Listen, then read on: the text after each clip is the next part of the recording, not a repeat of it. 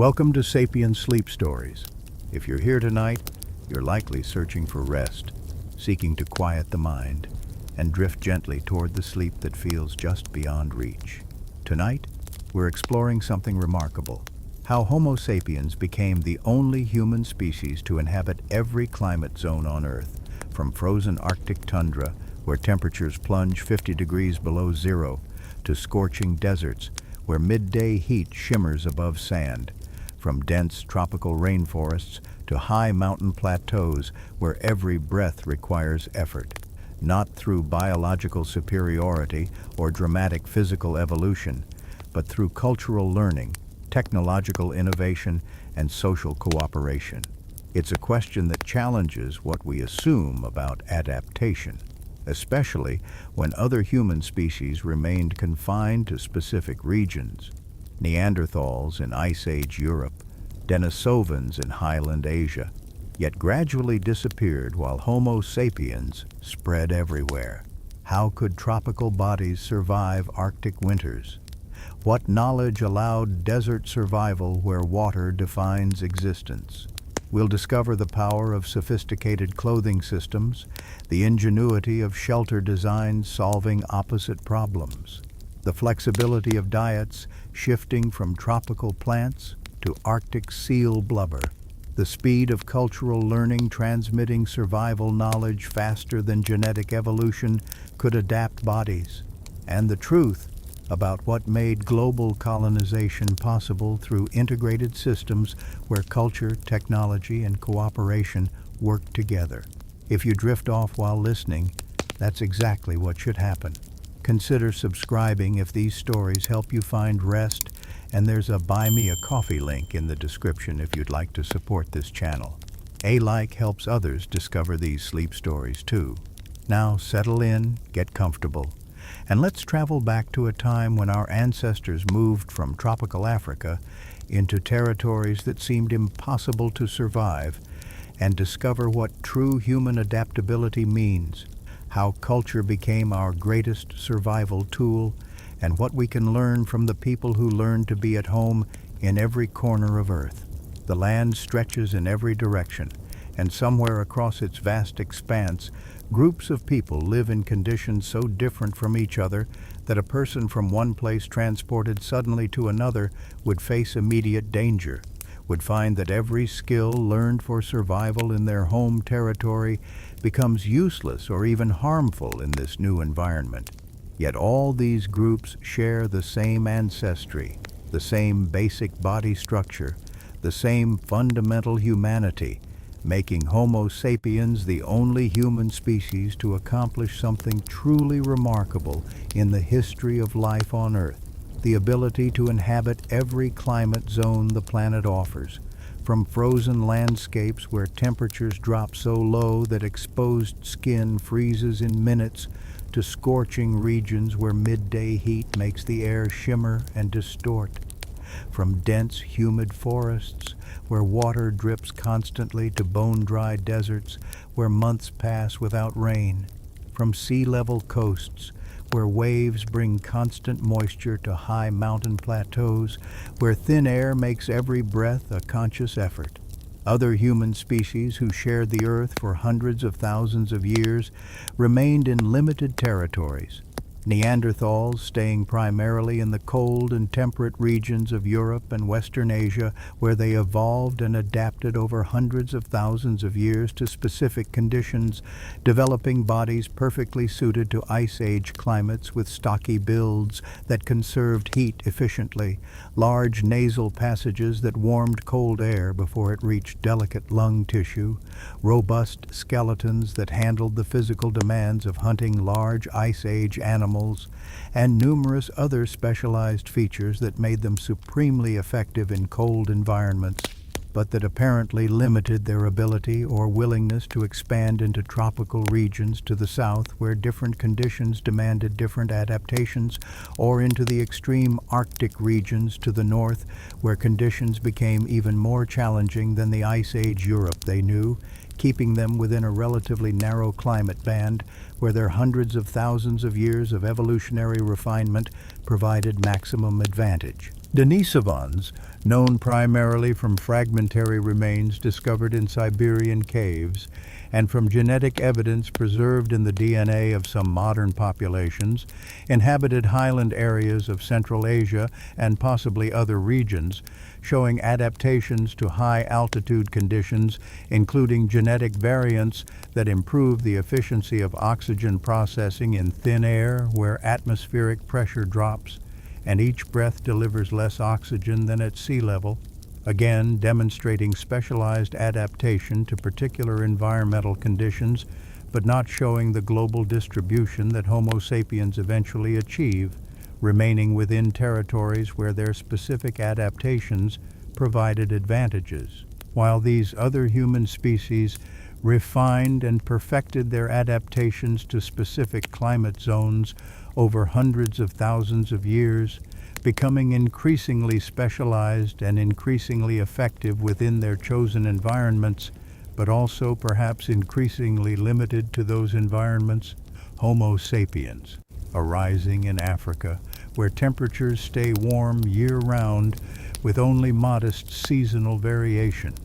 and where resources remain relatively abundant compared to Ice Age Europe with its harsh winters and megafauna-based hunting economy, somehow developed the capacity to move into territories that should be impossible for a tropical species to survive, spreading gradually but relentlessly across landscapes that require completely different survival strategies, different clothing systems that must be invented essentially from scratch with no ancestral template to follow, different shelter designs that solve opposite problems from the simple rain and sun protection that tropical climates require, different food procurement methods that exploit entirely different resources using entirely different techniques, different understanding of seasons and water management and fire use that must be learned through experience, since nothing in the tropical African environment prepares groups for the challenges they'll face in Arctic tundra or scorching desert or high mountain valleys until eventually, over the course of perhaps 50 or 60,000 years of gradual expansion, no climate on Earth remains uninhabited by Homo sapiens, no environment proves too extreme, no territory presents challenges that cannot be overcome through some combination of biological adaptation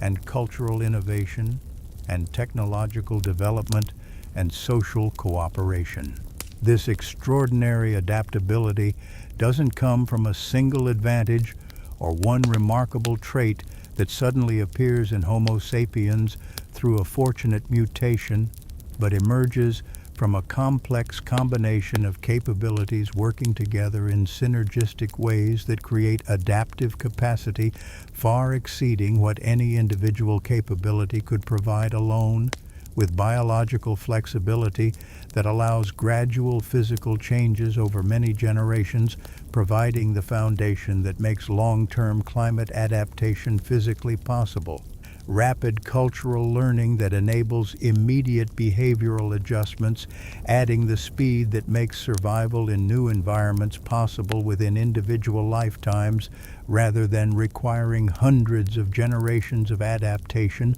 technological innovation that creates new solutions to unprecedented problems, adding the reach that makes even extreme environments habitable through artificial extensions of biological capability, and sophisticated social systems that preserve and transmit accumulated knowledge, ensuring that discoveries persist and spread rather than dying with the individuals who made them, adding the reliability that makes adaptation cumulative rather than requiring each generation to rediscover everything anew, creating together an adaptive capacity that transforms Homo sapiens from one species among several human types sharing the planet into the sole surviving human species, the one that learns to thrive everywhere, that turns the entire planet into home territory, that adapts not just to one climate or two, but to all of them, becoming truly global in distribution in a way no other large mammal and certainly no other human species achieved, demonstrating that adaptability itself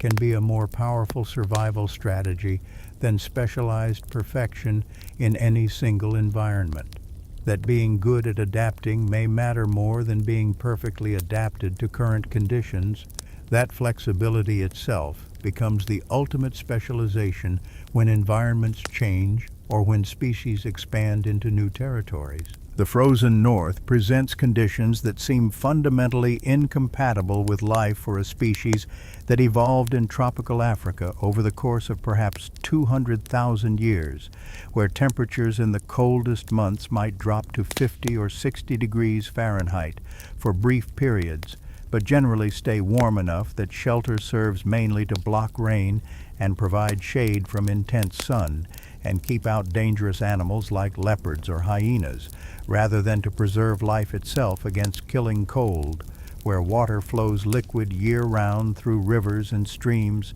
and collects in lakes and water holes that provide reliable drinking sources without requiring any processing, where plants grow continuously through all seasons, with only modest variations in abundance between wetter and drier periods, where food resources remain available throughout the year from a tremendous diversity of plant species producing fruits and nuts and seeds and roots at different times, and from animal species ranging from small mammals and birds and reptiles to large herbivores that can be hunted when opportunity allows, creating an environment where the naked human body can survive comfortably without requiring elaborate technological assistance, where the challenge is managing heat and sun exposure rather than generating and preserving warmth, where the tropical climate that shaped human evolution for so long feels like home in the deepest sense.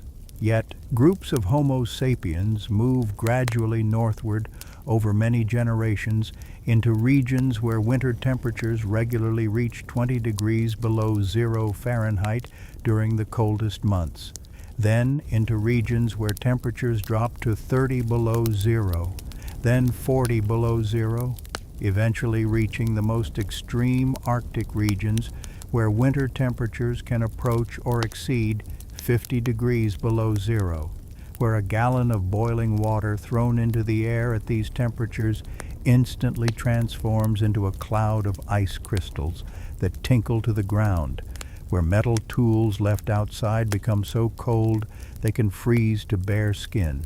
instantly creating serious cold injuries, where breathing itself requires care because inhaling the intensely cold air too rapidly can damage lung tissue,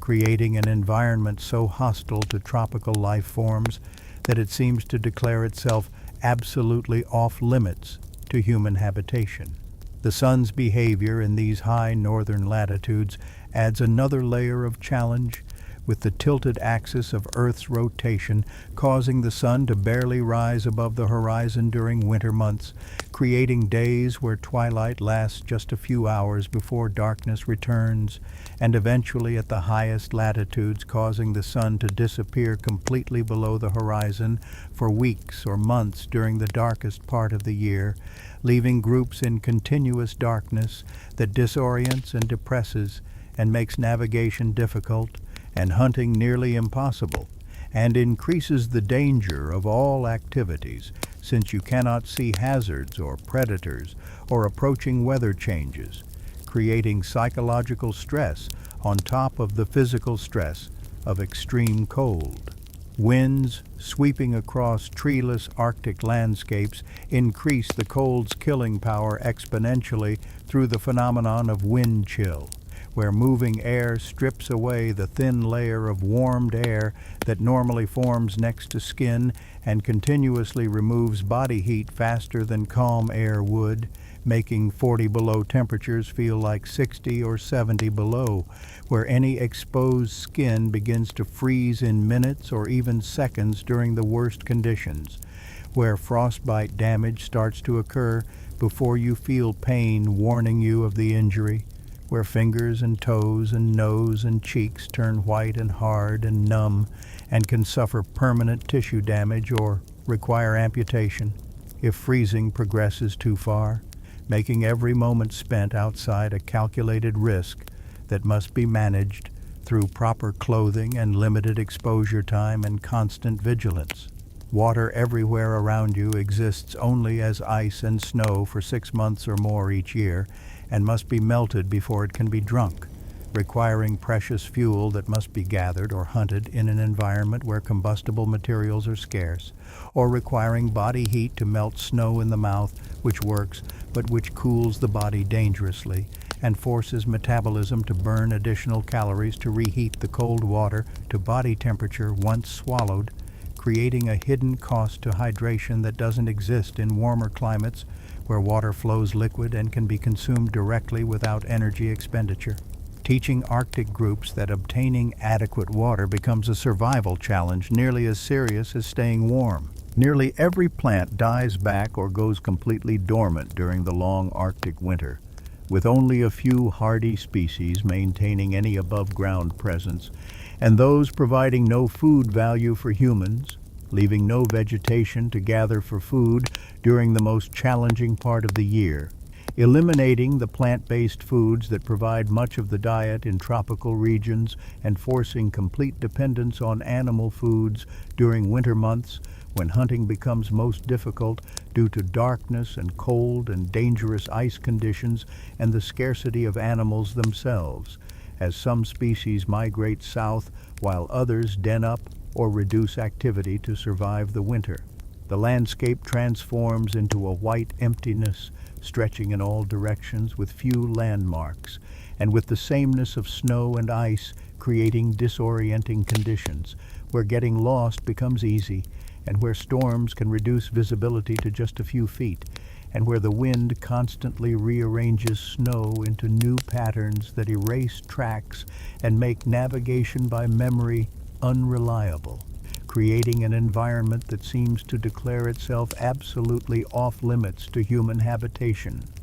that seems to say that no tropical species should even attempt to survive here. Yet Homo sapiens gradually adapt to these extreme conditions through a combination of cultural innovations and biological changes and social organization and sheer determined persistence, learning to not just survive, but eventually to thrive in conditions that would quickly kill people without the accumulated knowledge that Arctic groups develop and pass down through generations. Survival in these Arctic conditions requires understanding principles of heat management that operate at the absolute edge of what human bodies can endure, where the fundamental challenge that dominates every aspect of daily life is maintaining core body temperature above 95 degrees Fahrenheit, the threshold below which hypothermia begins its dangerous cascade of physiological effects that can progress rapidly from mild symptoms to fatal outcome if not recognized and reversed quickly enough to prevent irreversible damage. The human body generates heat continuously through metabolic processes, with every chemical reaction in every cell producing some heat as an inevitable byproduct of the energy transformations that keep life functioning, with this baseline heat production increasing substantially during physical activity, when muscle contractions generate additional heat through the inefficiency of converting chemical energy to mechanical work, creating a constant internal furnace that maintains core temperature around 98.6 degrees Fahrenheit under normal conditions in moderate climates. But this heat production, which can feel excessive in hot tropical climates, where the challenge becomes dissipating heat to avoid overheating, becomes barely adequate in extreme Arctic conditions, where the environment pulls heat away through multiple mechanisms simultaneously, through conduction when body parts contact cold surfaces like ice or snow or frozen ground,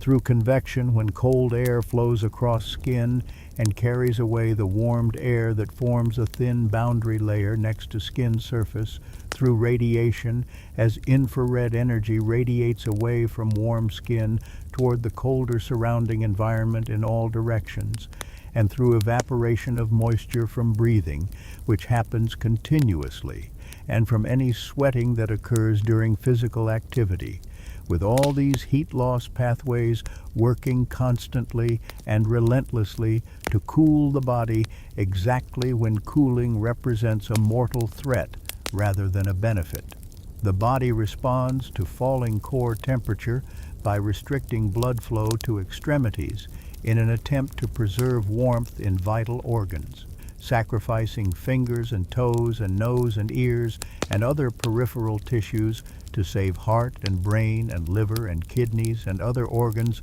whose function is essential for survival, creating the familiar numbness and loss of dexterity in hands and feet that anyone who's been seriously cold has experienced. A survival mechanism that works in the short term to prevent core temperature from dropping into immediately dangerous ranges, but that in prolonged exposure leads to frostbite damage in the sacrificed extremities as tissue literally freezes and ice crystals form inside cells, causing permanent structural damage that can result in tissue death requiring amputation. As core temperature continues to drop, despite the body's defensive blood flow restrictions, and despite shivering, which is an attempt to generate more heat through rapid involuntary muscle contractions, but which cannot be sustained indefinitely, and which burns through energy reserves quickly, other, more dangerous symptoms emerge that mark progression towards serious life-threatening hypothermia. Confusion and impaired judgment set in as brain function becomes compromised by insufficient warmth, making it increasingly difficult to recognize the seriousness of the situation and to take appropriate actions that might save your life, causing people to make foolish, dangerous choices like removing clothing because they paradoxically feel hot due to confused temperature regulation, or failing to seek shelter when shelter is available because they cannot think clearly enough to understand the danger, or simply giving up and lying down when continued movement might have led to safety.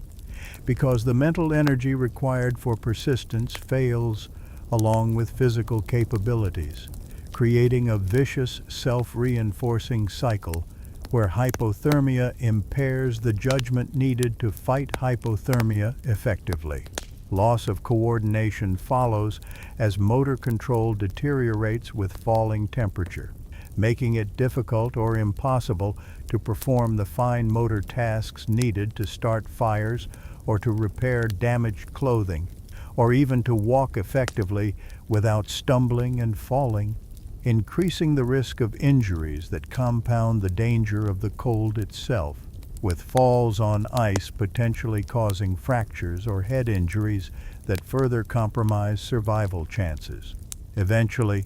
perhaps when core temperature drops to 90 or 91 degrees Fahrenheit,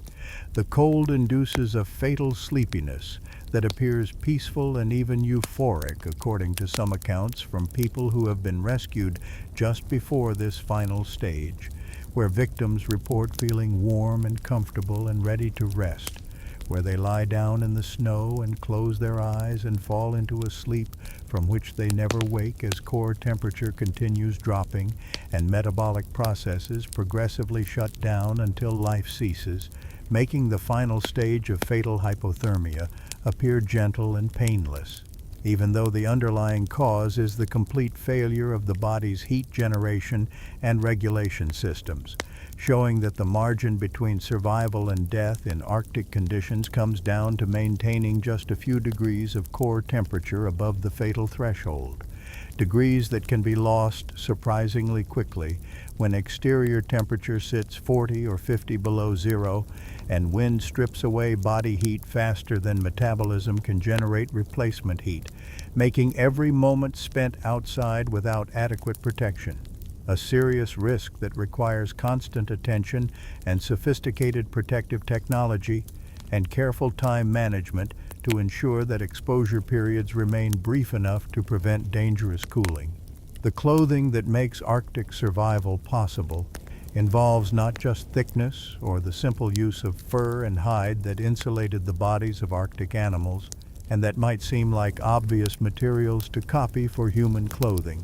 but sophisticated multi-layer systems that Homo sapiens developed through careful observation and generations of accumulated experience and occasional fatal mistakes that teach harsh lessons about what approaches don't work and must be avoided. Learning through this long process of trial and error and incremental refinement that effective cold weather clothing requires multiple distinct layers, typically 5 to 7 separate layers, each serving a specific function in the overall system of heat retention and moisture management, with the system working as an integrated whole where each layer depends on the proper functioning of the others and where failure or compromise of any single layer can significantly degrade the effectiveness of the entire system, making clothing construction and maintenance a crucial survival skill that parents begin teaching to children as soon as they show interest and capability. Understanding that comprehensive knowledge about proper clothing design and use and repair can literally mean the difference between life and death in conditions where inadequate protection leads quickly and inevitably to hypothermia. The innermost layer that sits directly against skin throughout the entire body, from torso to arms and legs, must be made from soft, absorbent materials that feel comfortable against skin during the long wearing periods that Arctic conditions require, since people may need to keep clothing on continuously for days or weeks during the worst weather. But more importantly, this inner layer must effectively wick moisture away from the body, because any dampness that accumulates against skin conducts heat away catastrophically fast, turning the normal perspiration that would help cool you in tropical heat into a potentially fatal problem in Arctic cold, where wet skin can begin forming ice crystals even while the body still generates metabolic heat, where moisture from even minimal perspiration that occurs during rest or from the increased sweating that results from brief physical exertion, like running to chase game or hauling firewood or setting up camp, must be drawn away from skin surface and moved outward through the clothing layers before it can pool against skin and create the dangerous rapid heat loss that wet skin causes through the high thermal conductivity of water compared to air, with groups learning that keeping the innermost layer dry against skin represents one of the most critical factors in effective cold weather protection. The specific materials used for this crucial innermost layer might include soft, de-haired caribou hide that has been carefully scraped and worked until it becomes supple and comfortable, or bird skins with feathers turned inward where the soft down provides both comfort and moisture management,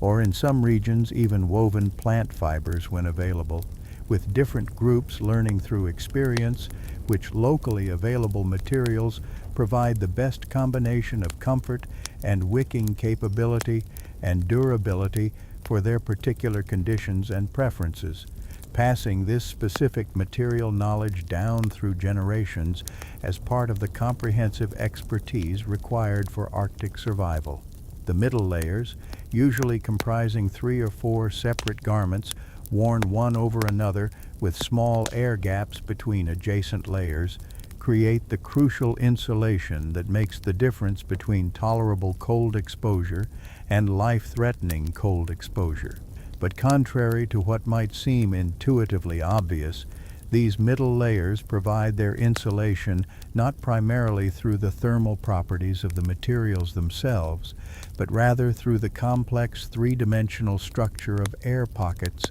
they trap between and within the layers, using furs with dense underfur beneath longer protective guard hairs that create intricate networks of tiny air spaces throughout their thickness, or hides prepared and layered in ways that maintain some loft and thickness, rather than becoming thin, flat leather that would provide minimal insulation, or multiple separate garments worn with deliberate gaps between them where still air can collect and remain trapped. And these trapped air pockets throughout the middle layer system provide the actual insulation that prevents heat loss. Since still air conducts heat very poorly compared to most solid or liquid materials and creates effective buffer zones between body warmth and exterior cold, preventing the rapid direct heat transfer that would occur if cold exterior air could reach directly to skin,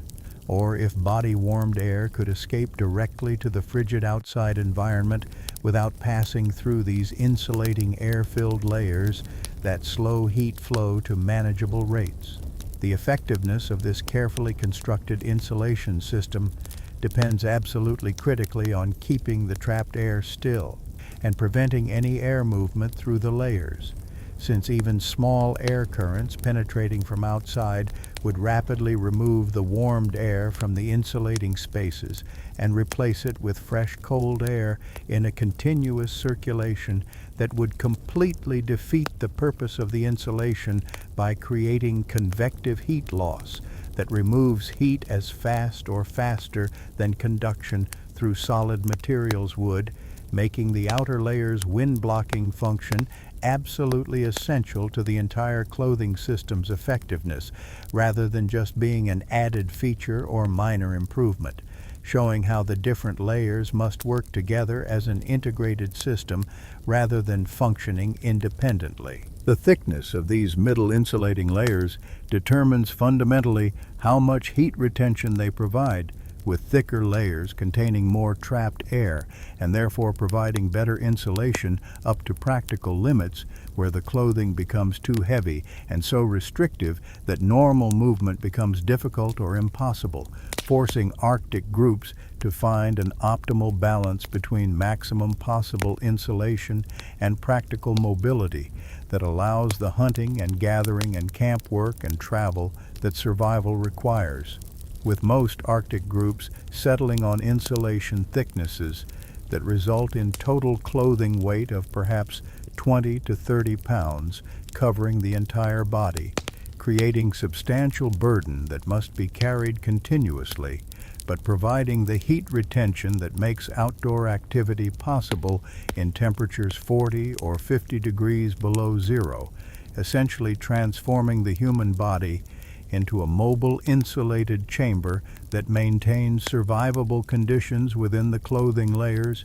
even when exterior conditions would cause death within minutes to an unprotected person, demonstrating that Arctic survival depends not on some biological adaptation that makes bodies inherently resistant to cold, since even populations who have lived in Arctic conditions for hundreds of generations would die quickly without proper clothing,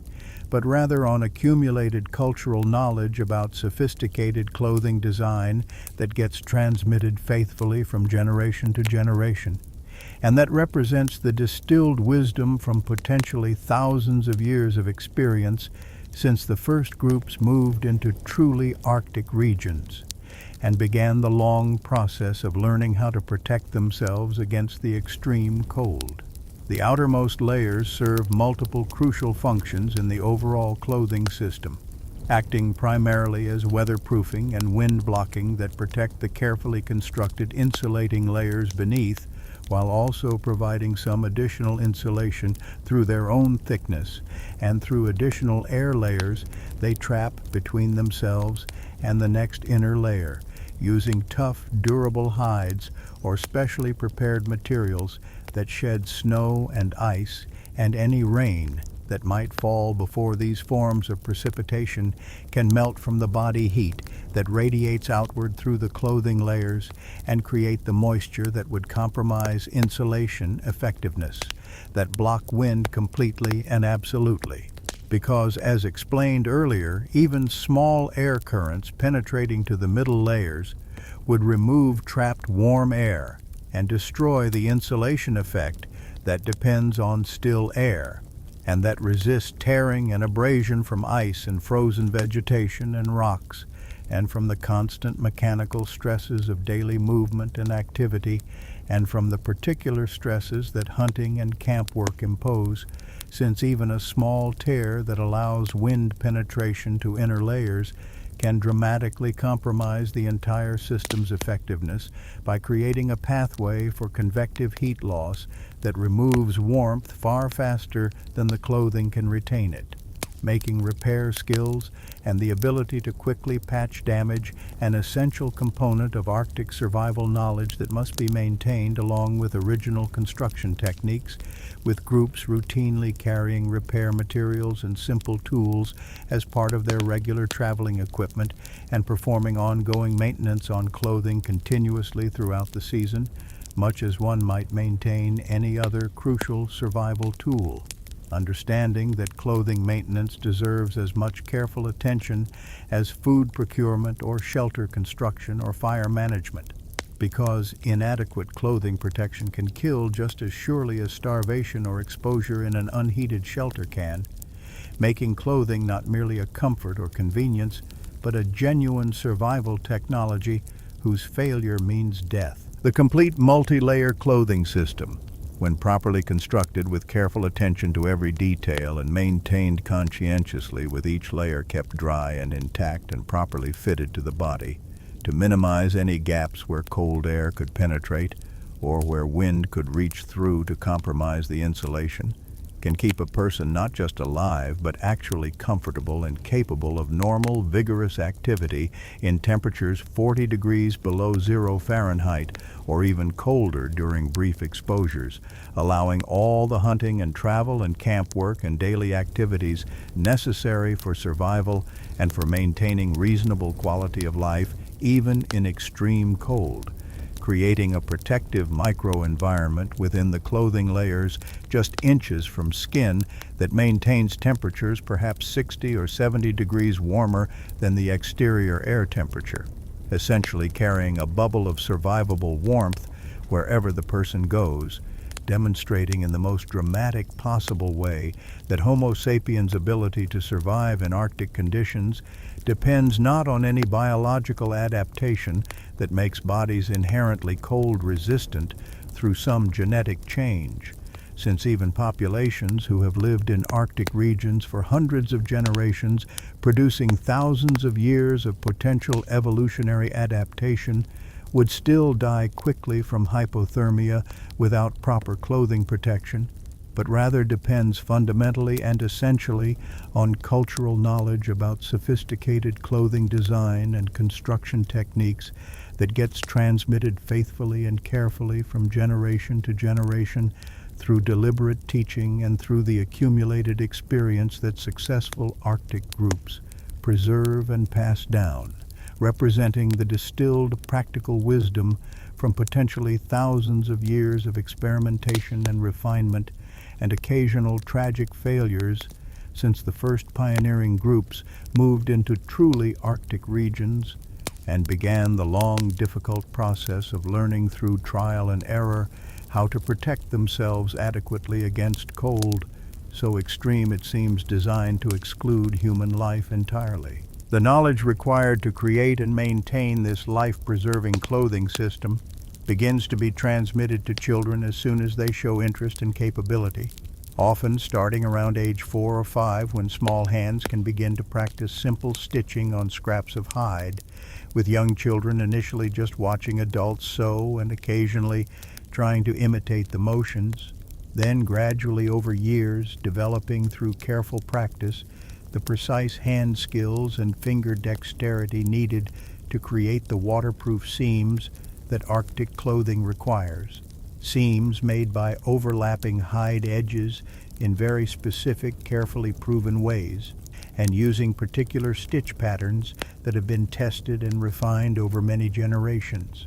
and that reliably prevent water penetration and wind penetration when executed properly with the right tension and spacing, learning through verbal instruction from parents and grandparents,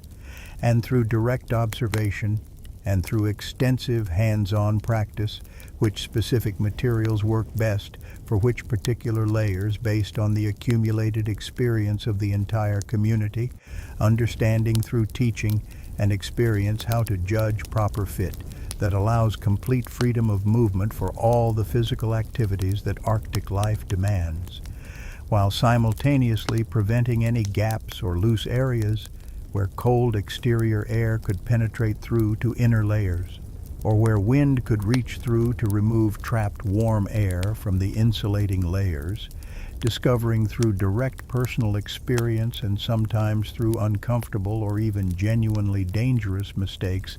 that provide powerful learning moments. How to properly adjust ventilation during vigorous physical activity to prevent the dangerous sweat buildup that would soak inner layers and compromise insulation. With experienced adults teaching young people that some minimal sweating from hard work like running or hauling heavy loads is inevitable and cannot be completely avoided,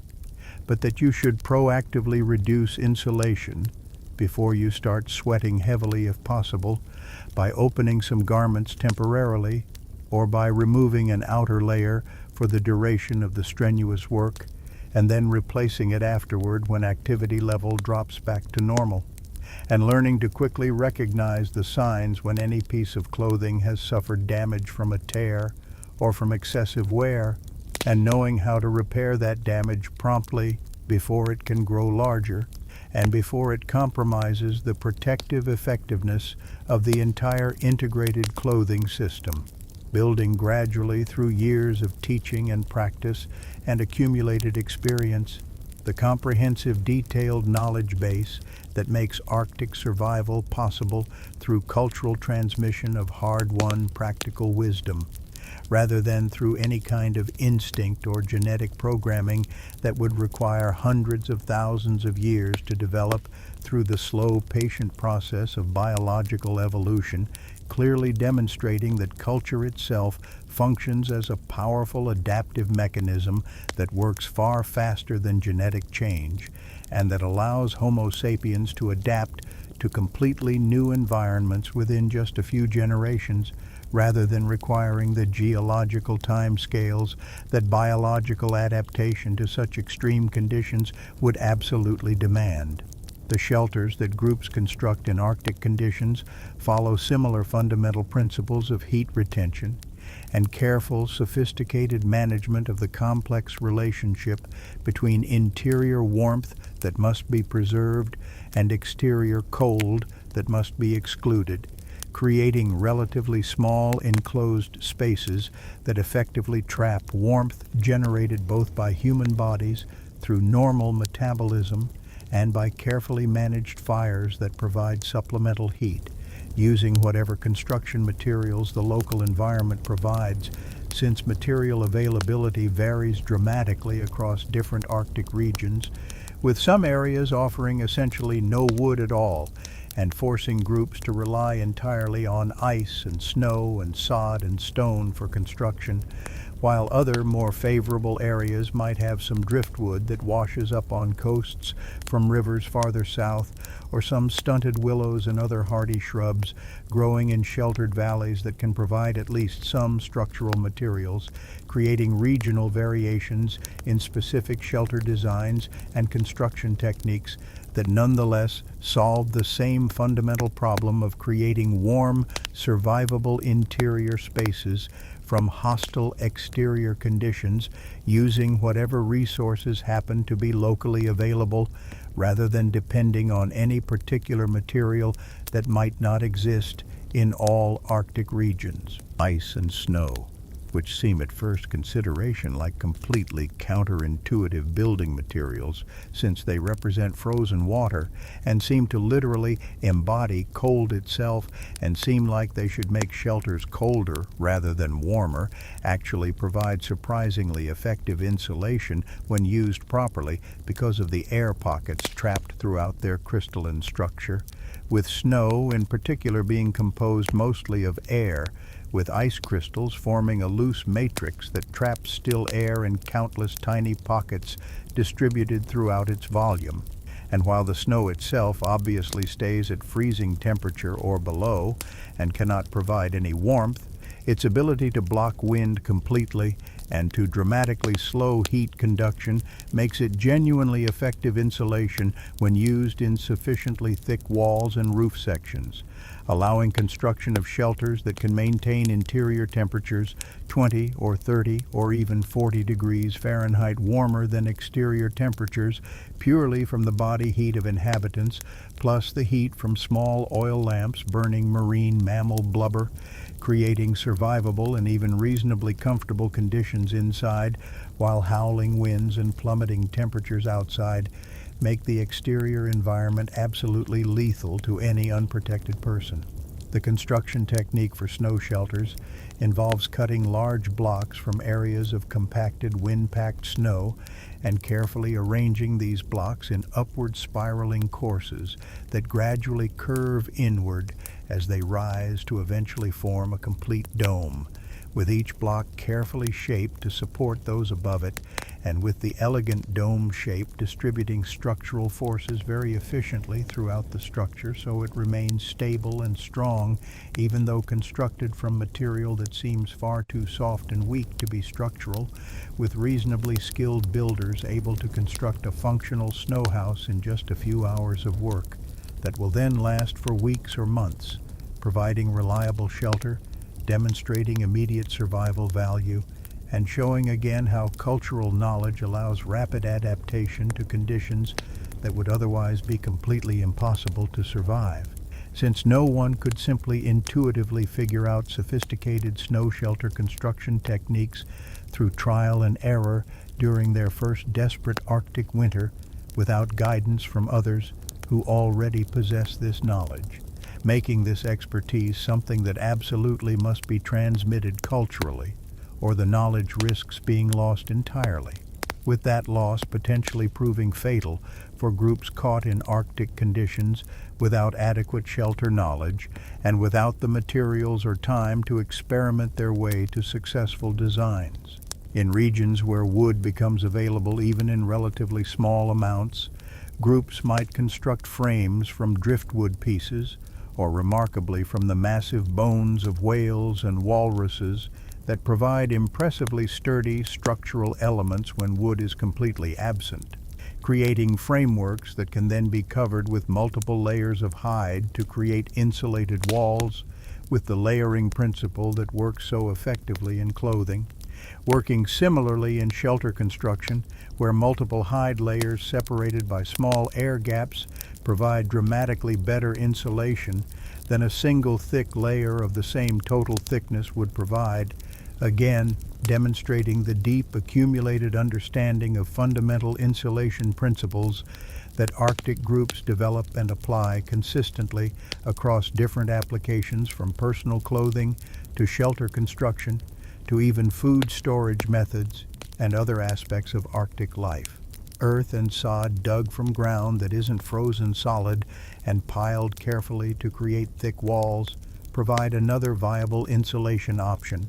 with some groups building partially underground shelters where they excavate a pit down to a depth where ground stays somewhat warmer than surface due to insulation from the earth above, and then roof over the pit with whatever materials are available, using the surrounding earth itself as insulation and windbreak, while keeping the interior space relatively small to minimize heating requirements, creating homes that from the outside look like grass-covered mounds barely rising above the surrounding landscape, but that inside provide genuinely effective protection from the killing cold. The fundamental unifying principle that appears consistently across all these different Arctic shelter designs, regardless of the specific materials used, involves the dual strategy of reducing the interior volume that needs heating while simultaneously maximizing the insulation in walls and roof and floor, creating small, cozy interiors rather than large, spacious ones, because heating large volumes of air to comfortable temperatures requires burning more fuel than the environment typically provides, or than groups can reasonably gather and store, making deliberately small spaces not just acceptable, but actually optimal for survival, where just a few human bodies and a modest fire, or even just simple oil lamps burning marine mammal blubber, can raise interior temperature from life-threatening exterior cold to survivable or even genuinely comfortable interior warmth, where remarkably the metabolic heat generated by just 4 or 5 sleeping people pressed reasonably close together can actually maintain adequate interior temperature through the long night, even after fires burn down to barely glowing coals or go out entirely, making body heat alone a genuinely significant heating source when interior space is small enough and wall insulation is adequate enough to retain that heat effectively, allowing groups to conserve their precious scarce fuel resources for cooking and for lighting during the dark months, and for the very coldest periods when body heat alone proves insufficient to maintain safe temperatures. The entrance designs show particular ingenuity and demonstrate sophisticated practical understanding of how warm air and cold air behave differently due to their density differences, since a simple open doorway would allow the warm, lighter interior air to escape continuously upward and outward, while cold, dense exterior air would rush inward to replace it through basic convection, with this circulation pattern rapidly removing all interior warmth, no matter how much heat was generated inside by continuously evacuating warm air through the top of the opening and replacing it with frigid exterior air flowing in through the bottom of the same opening in an endless cycle that would make maintaining comfortable interior temperature nearly impossible without burning truly enormous amounts of fuel that Arctic environments simply cannot provide. So Arctic shelters almost universally use tunnel-like entrance passages that extend horizontally for some distance before turning to enter the main living space, forcing air movement to navigate corners and travel through confined passages where the turns and surface friction slow the convection currents dramatically and create effective airlocks where some cold air might enter during passage through the tunnel,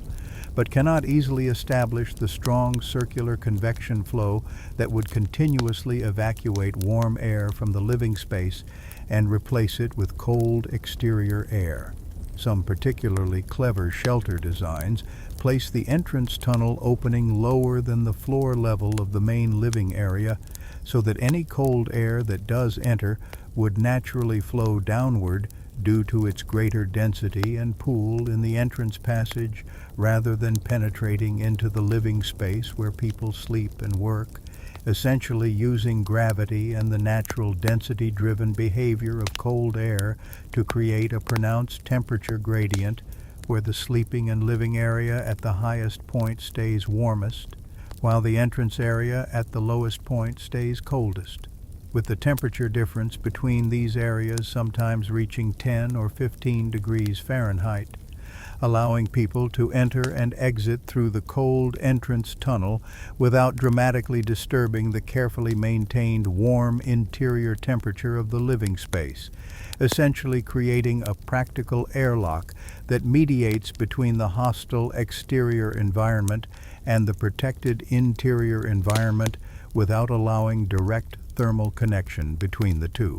Other important design features include deliberately low ceilings that reduce the total volume of air requiring heating and that prevent too much warm air from accumulating uselessly near the roof far above where people actually sit and sleep and work near the floor, with ceiling heights in many Arctic shelters being just barely tall enough to allow sitting upright, or in some designs even requiring people to remain bent over or to crawl when moving around inside, creating spaces that might seem unacceptably cramped and confining by the standards of people accustomed to temperate climate housing, but that work with remarkable effectiveness for Arctic survival by minimizing any wasted heated space above head level, where warm air naturally accumulates due to its lower density compared to cooler air. Small, carefully positioned ventilation holes that can be opened or closed as needed allow smoke from fires or lamps to escape to the exterior, while simultaneously allowing fresh air to enter slowly from outside without creating rapid wholesale air exchange that would lose accumulated heat, with groups learning through generations of experience Exactly how much ventilation is necessary to prevent dangerous smoke buildup and carbon monoxide accumulation that could cause illness or death while simultaneously minimizing heat loss. Finding through trial and error the optimal balance that keeps interior air breathable and safe without making the interior uncomfortably cold or requiring excessive fuel consumption to maintain temperature. Sleeping platforms raised even just slightly above floor level, perhaps only 6 inches or a foot, position sleeping bodies in the warmest zone of the thermally stratified interior air, where cold air naturally settles to the lowest areas due to its greater density, while warmer air rises toward the ceiling, placing sleepers in the comfortable mid-level zone rather than down in the coldest air that pools on the floor. Groups inhabiting the same shelter location for extended periods during the worst winter months, when travel becomes difficult or dangerous or simply impossible due to continuous darkness and extreme cold and treacherous ice conditions, might progressively add more insulation as the season advances and temperatures continue dropping, piling additional snow against exterior walls where the snow's trapped air creates another insulation layer,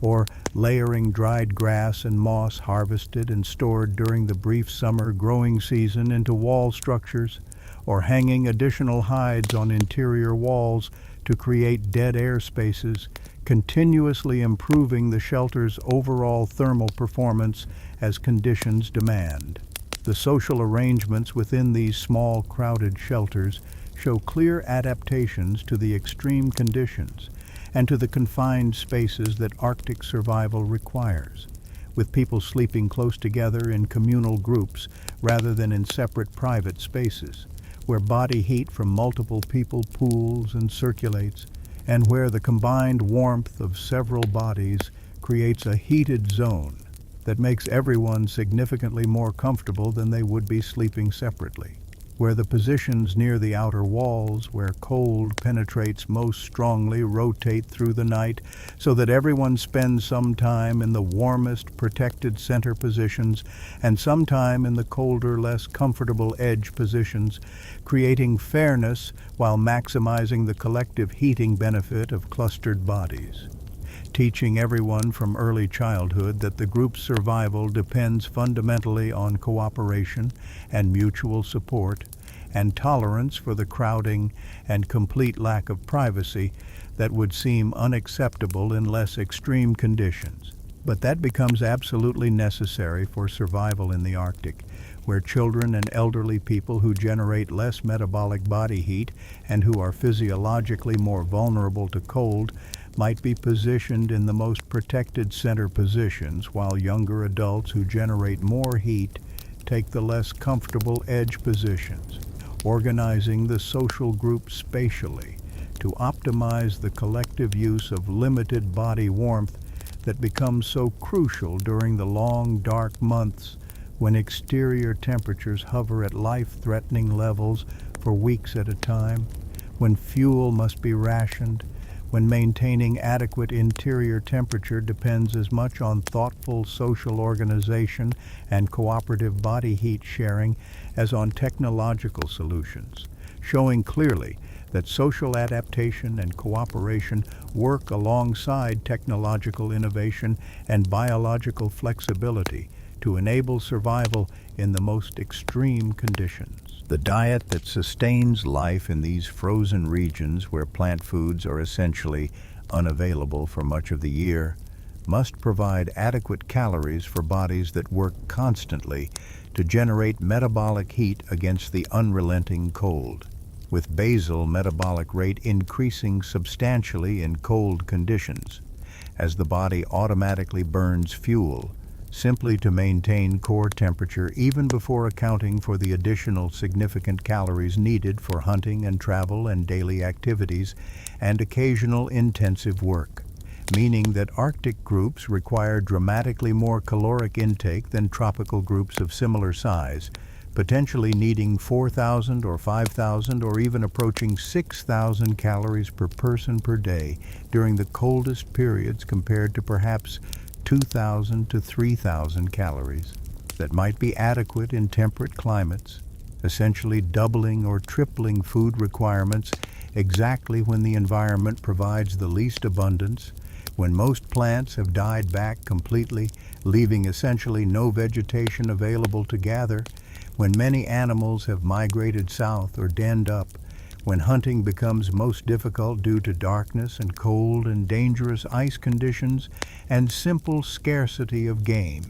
creating a difficult situation where nutritional needs increase substantially just as food availability decreases dramatically, forcing Arctic groups to develop sophisticated comprehensive strategies for food procurement and preservation that allow them to build adequate reserves that can sustain groups through the scarcest periods. The solution to this challenging caloric requirement comes from focusing almost entirely on animal foods that provide dense, concentrated calories, particularly emphasizing the fat content of animals rather than just the protein from muscle meat, since fat provides approximately 9 calories per gram, while protein and carbohydrates each provide only about 4 calories per gram, making high-fat foods more than twice as calorically efficient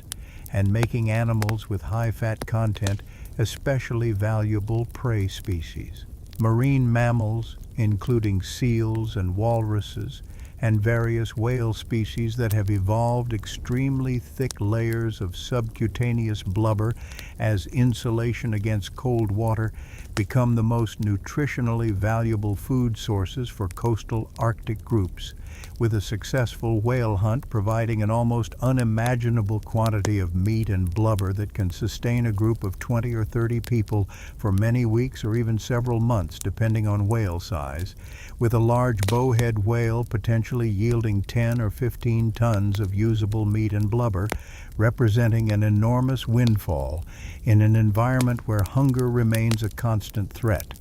making whale hunting not just economically attractive, but potentially survival determining for Arctic groups,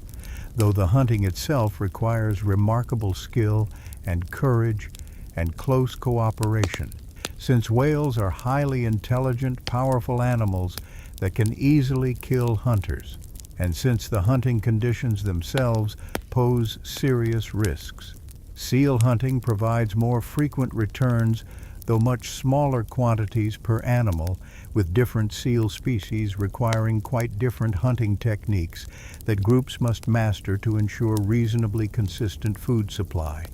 with some seals hunted primarily at their breathing holes in the ice, where hunters must wait absolutely motionless sometimes for many hours in temperatures that might reach 30 or 40 degrees below zero for a seal to surface, requiring truly extraordinary patience and physical endurance and complete mastery of the sophisticated clothing systems that allow prolonged stationary waiting without losing dangerous amounts of body heat, where the hunter must remain continuously alert and ready to strike instantly when a seal appears, because the animal surfaces only very briefly before diving again, where hunting success requires not just physical endurance, but also intimate knowledge of seal behavior and breathing patterns and ice conditions, with this specialized knowledge accumulated over generations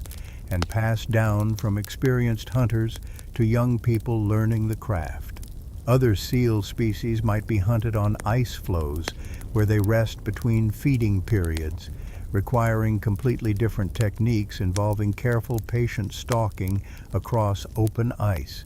where any unexpected sound or movement might alert the seal, with hunters sometimes crawling on their bellies for hundreds of yards, wearing white fur for camouflage, moving only when the seal's attention is elsewhere, demonstrating remarkable patience and deep understanding of seal behavior. The meat from seals provides valuable protein, while the thick blubber layer provides the crucial fat calories that bodies desperately need, with groups often consuming significant quantities of blubber, either raw or lightly cooked to preserve full caloric value, with the taste of raw seal blubber actually tasting good and satisfying to Arctic groups whose bodies physiologically crave the dense fat calories it provides, showing how cultural food preferences adapt to value exactly the foods that bodies need most. Fish provide important supplemental protein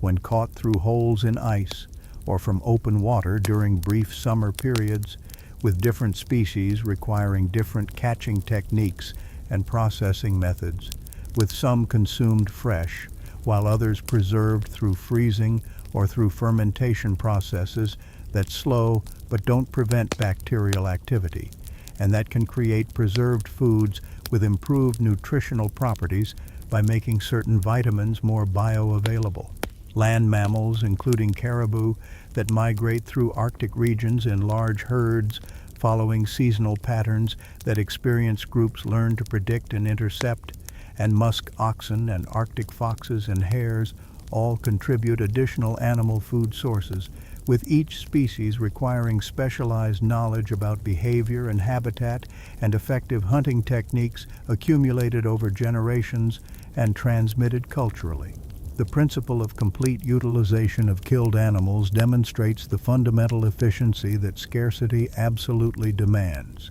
where essentially nothing gets wasted. Meat consumed as primary protein source, fat consumed for calories and rendered for lamp fuel, hides processed for clothing and shelter and storage bags and boot soles, bones shaped into tools and needles and sled runners and weapon points, antlers used for barbed harpoon points, sinews extracted and dried to create strong thread for sewing, intestines cleaned and dried for waterproof materials, stomachs used as cooking vessels and storage containers, even partially digested stomach contents sometimes consumed to access the only available plant material, showing incredibly detailed accumulated knowledge about how every part of every animal can serve some purpose.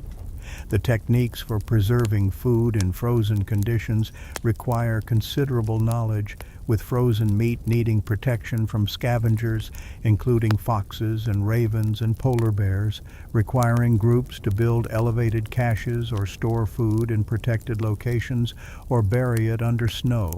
with the freezing process itself needing management.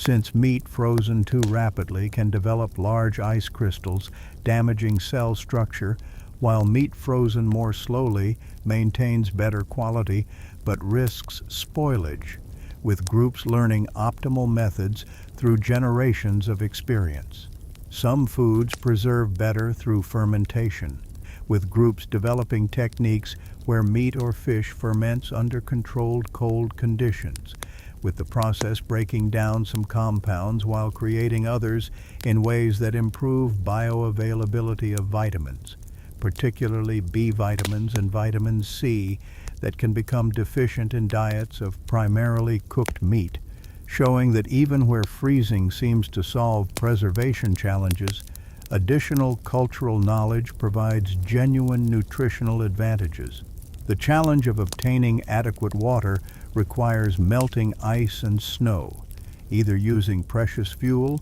or using body heat, with most groups choosing external melting because the body heat required to melt and warm ice internally exceeds the fuel saved, since internal melting places metabolic burden on the body, which must consume additional food to replace calories used, and since food acquisition through hunting requires substantial effort and risk, while fuel gathering generally involves less immediate danger and can often be accomplished by children or elderly people who cannot participate in hunting, making external melting the preferred option that conserves the most precious resource, which is the human labor and risk required for hunting, showing how Arctic survival requires thinking through indirect consequences and making choices based on comprehensive knowledge rather than immediate intuition. The bodies of groups who remain in Arctic conditions for many generations begin to show subtle but measurable physical changes that emerge slowly over 50 to 100 generations, approximately 1 to 2,000 years, through natural selection acting on existing genetic variation. Changes too gradual for individuals to notice, but accumulating until descendants look measurably different from ancestors, demonstrating that Homo sapiens possess genuine biological flexibility,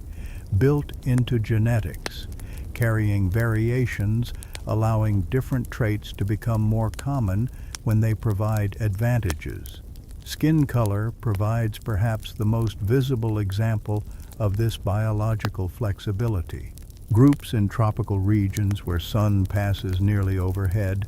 and ultraviolet radiation reaches Earth with intense strength develop darker skin containing substantially higher concentrations of melanin that functions as natural sunscreen by efficiently absorbing ultraviolet photons before they penetrate deep into skin tissue where they cause multiple types of serious damage, breaking chemical bonds in DNA molecules, creating mutations that can lead to skin cancers, destroying folate, which is crucial for cell division and particularly for proper fetal neural development during pregnancy, with deficiency causing serious birth defects, and damaging collagen and elastin fibers in deeper skin layers, leading to premature aging and structural problems, creating multiple distinct selective pressures, all consistently favoring darker skin in high ultraviolet environments. The melanin provides this protection by absorbing ultraviolet photons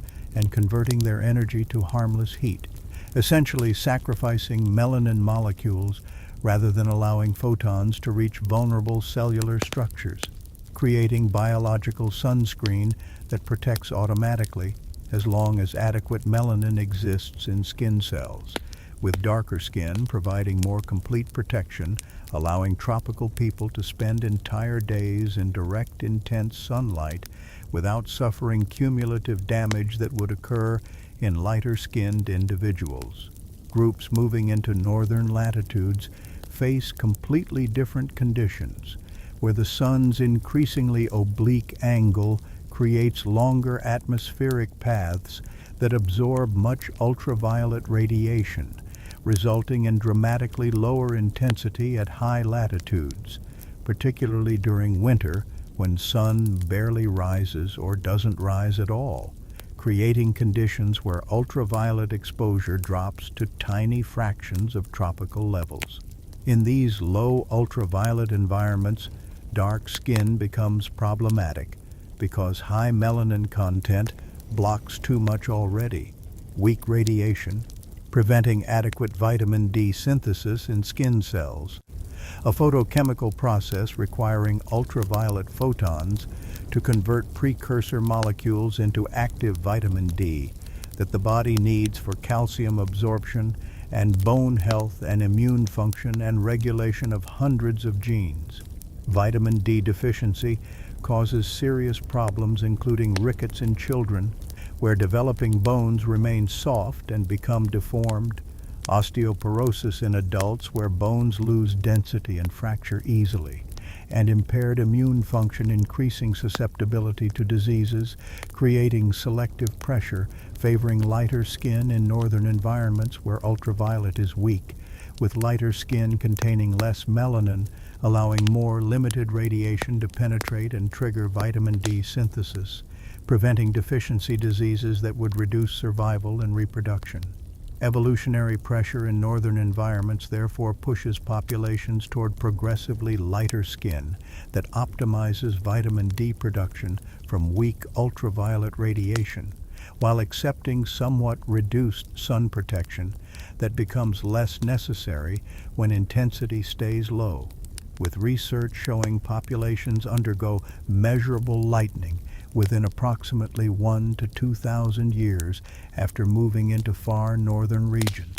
demonstrating relatively rapid evolutionary change when strong selective pressure exists, with individuals born with slightly lighter skin experiencing slightly better health and reproduction, with these small advantages accumulating over generations until average skin color shifts substantially. This same biological flexibility appears in body proportions that help manage heat exchange, where bodies lose or gain heat through surface area while generating it throughout volume, making the surface-to-volume ratio crucial,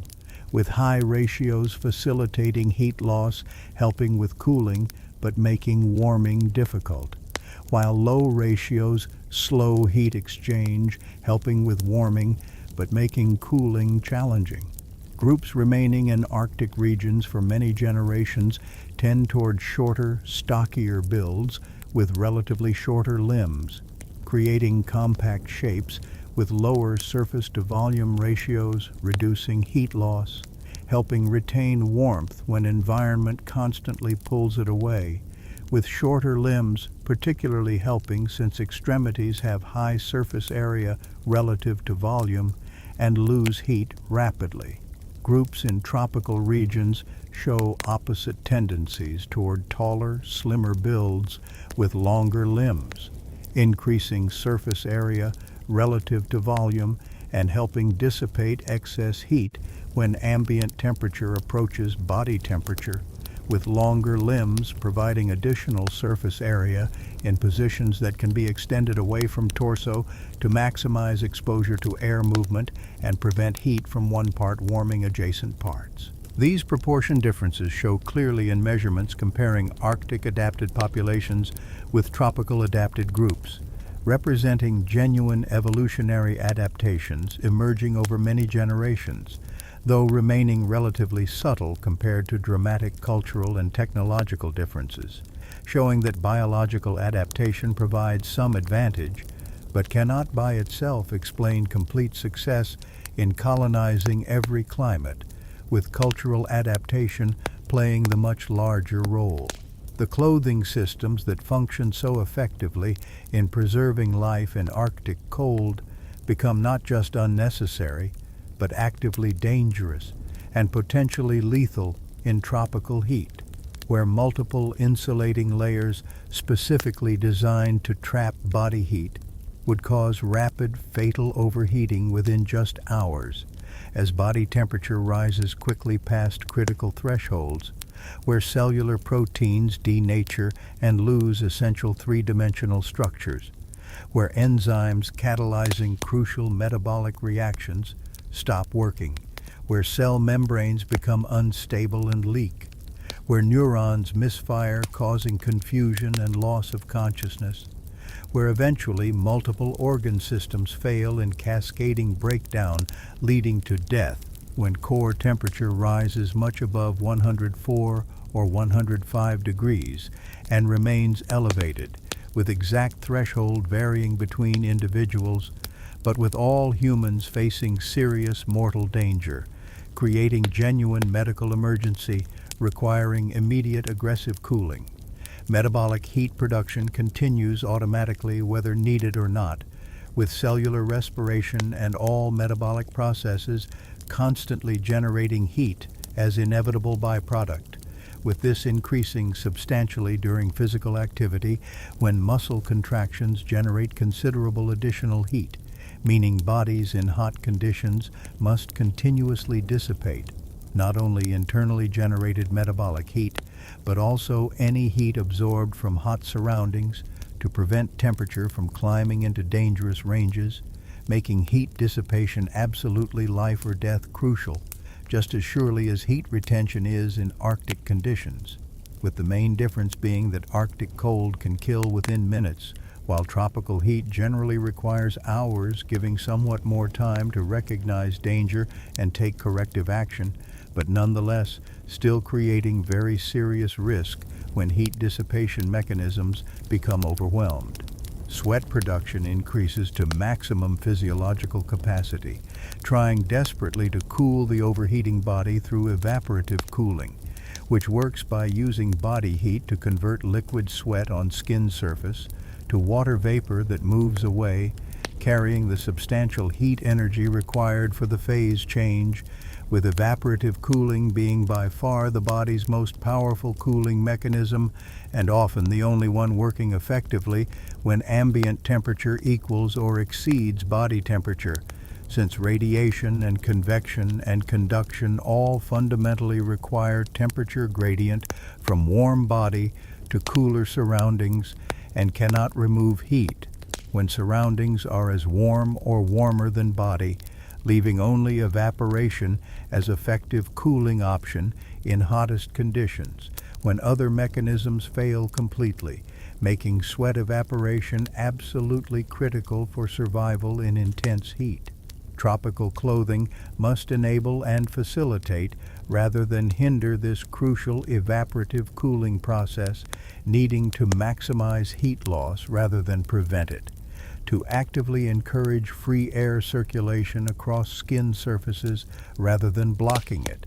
To allow sweat to evaporate freely and efficiently, rather than trapping moisture against skin where it accomplishes nothing useful for cooling, requiring complete reversal of fundamental clothing strategy that Arctic survival demands. With groups moving between these extreme environments, needing to not just modify existing clothing, but completely rethink the entire purpose and design philosophy of what clothing should accomplish, replacing insulation and wind blocking and moisture retention with ventilation and airflow and rapid moisture removal in ways that might seem completely counterintuitive to someone who has lived entire life in cold conditions. The clothing that enables survival and reasonable comfort in tropical heat involves minimal coverage that exposes maximum skin surface area directly to air movement and to evaporation, using only enough material to provide essential protection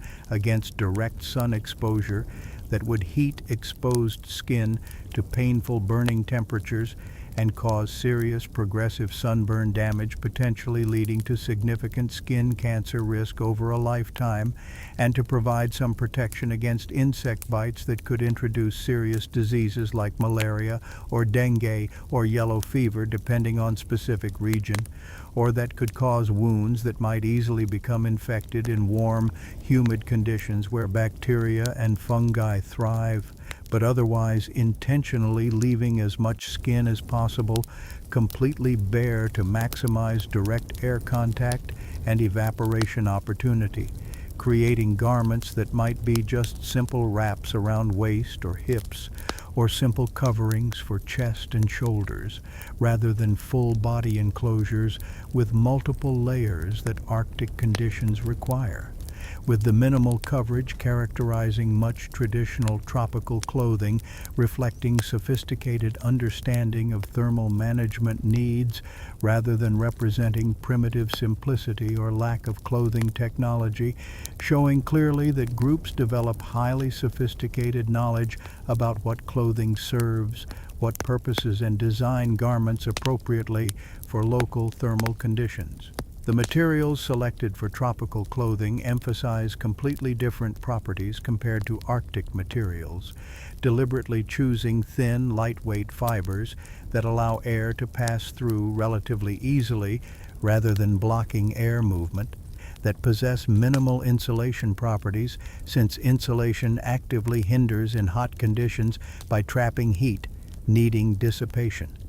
that dry very quickly when absorbing sweat through wicking action rather than staying damp against skin where moisture trapped by impermeable fabric would prevent evaporative cooling and create uncomfortable clammy conditions, that reflect at least some portion of incoming sunlight rather than absorbing essentially all radiation and heating up themselves, which would conduct absorbed heat inward to skin, creating fabrics that might seem impossibly fragile compared to thick, heavy, wind-proof, waterproof materials that Arctic clothing uses, but that actually provide much better overall protection and thermal comfort in hot conditions, precisely because they don't insulate and don't trap heat, and don't prevent essential air circulation and moisture evaporation that hot weather thermal management absolutely requires, showing again that clothing effectiveness depends entirely on appropriately matching design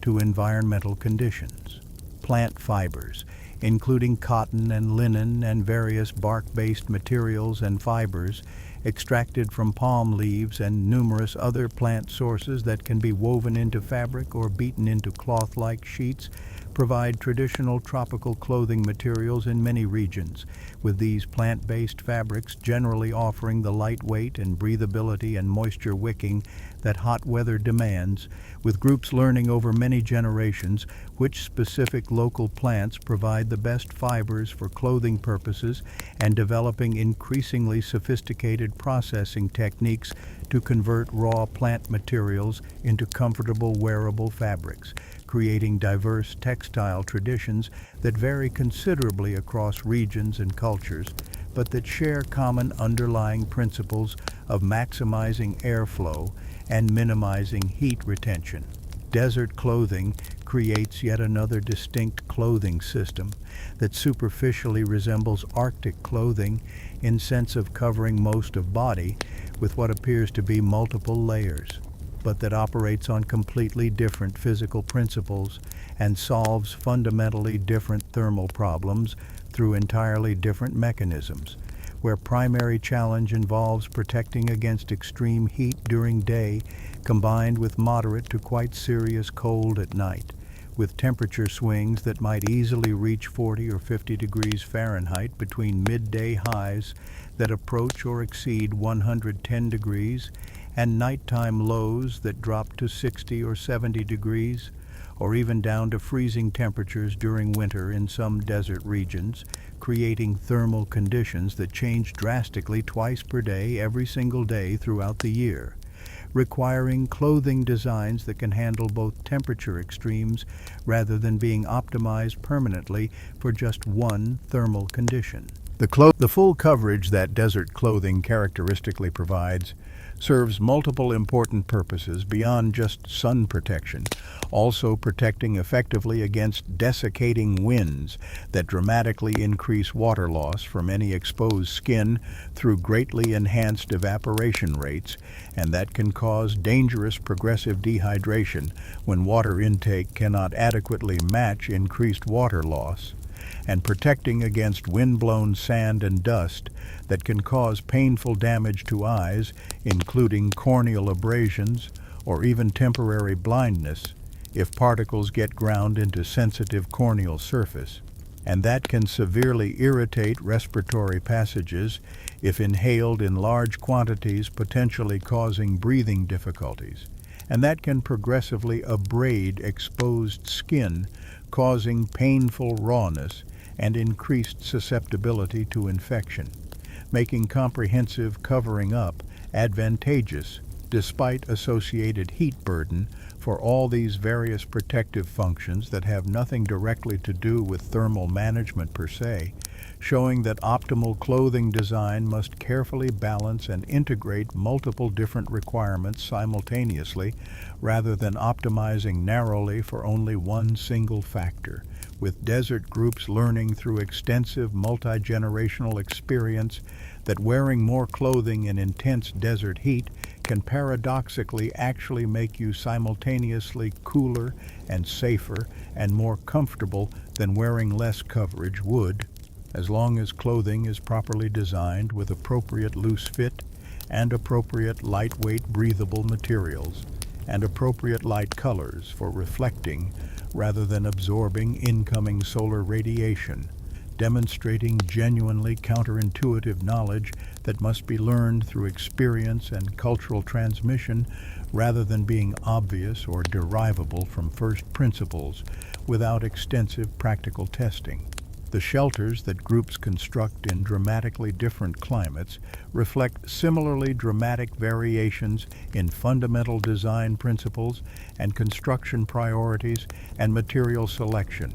with each distinct climate presenting its own specific set of challenges that shelter architecture must address to create survivable and reasonably comfortable interior conditions from whatever hostile exterior conditions exist, showing that architectural knowledge and building techniques themselves adapt to climate, just as dramatically and just as necessarily as clothing designs do, with successful shelter designs that effectively solve local problems being retained and gradually refined over generations, while unsuccessful designs that don't work well enough to justify construction effort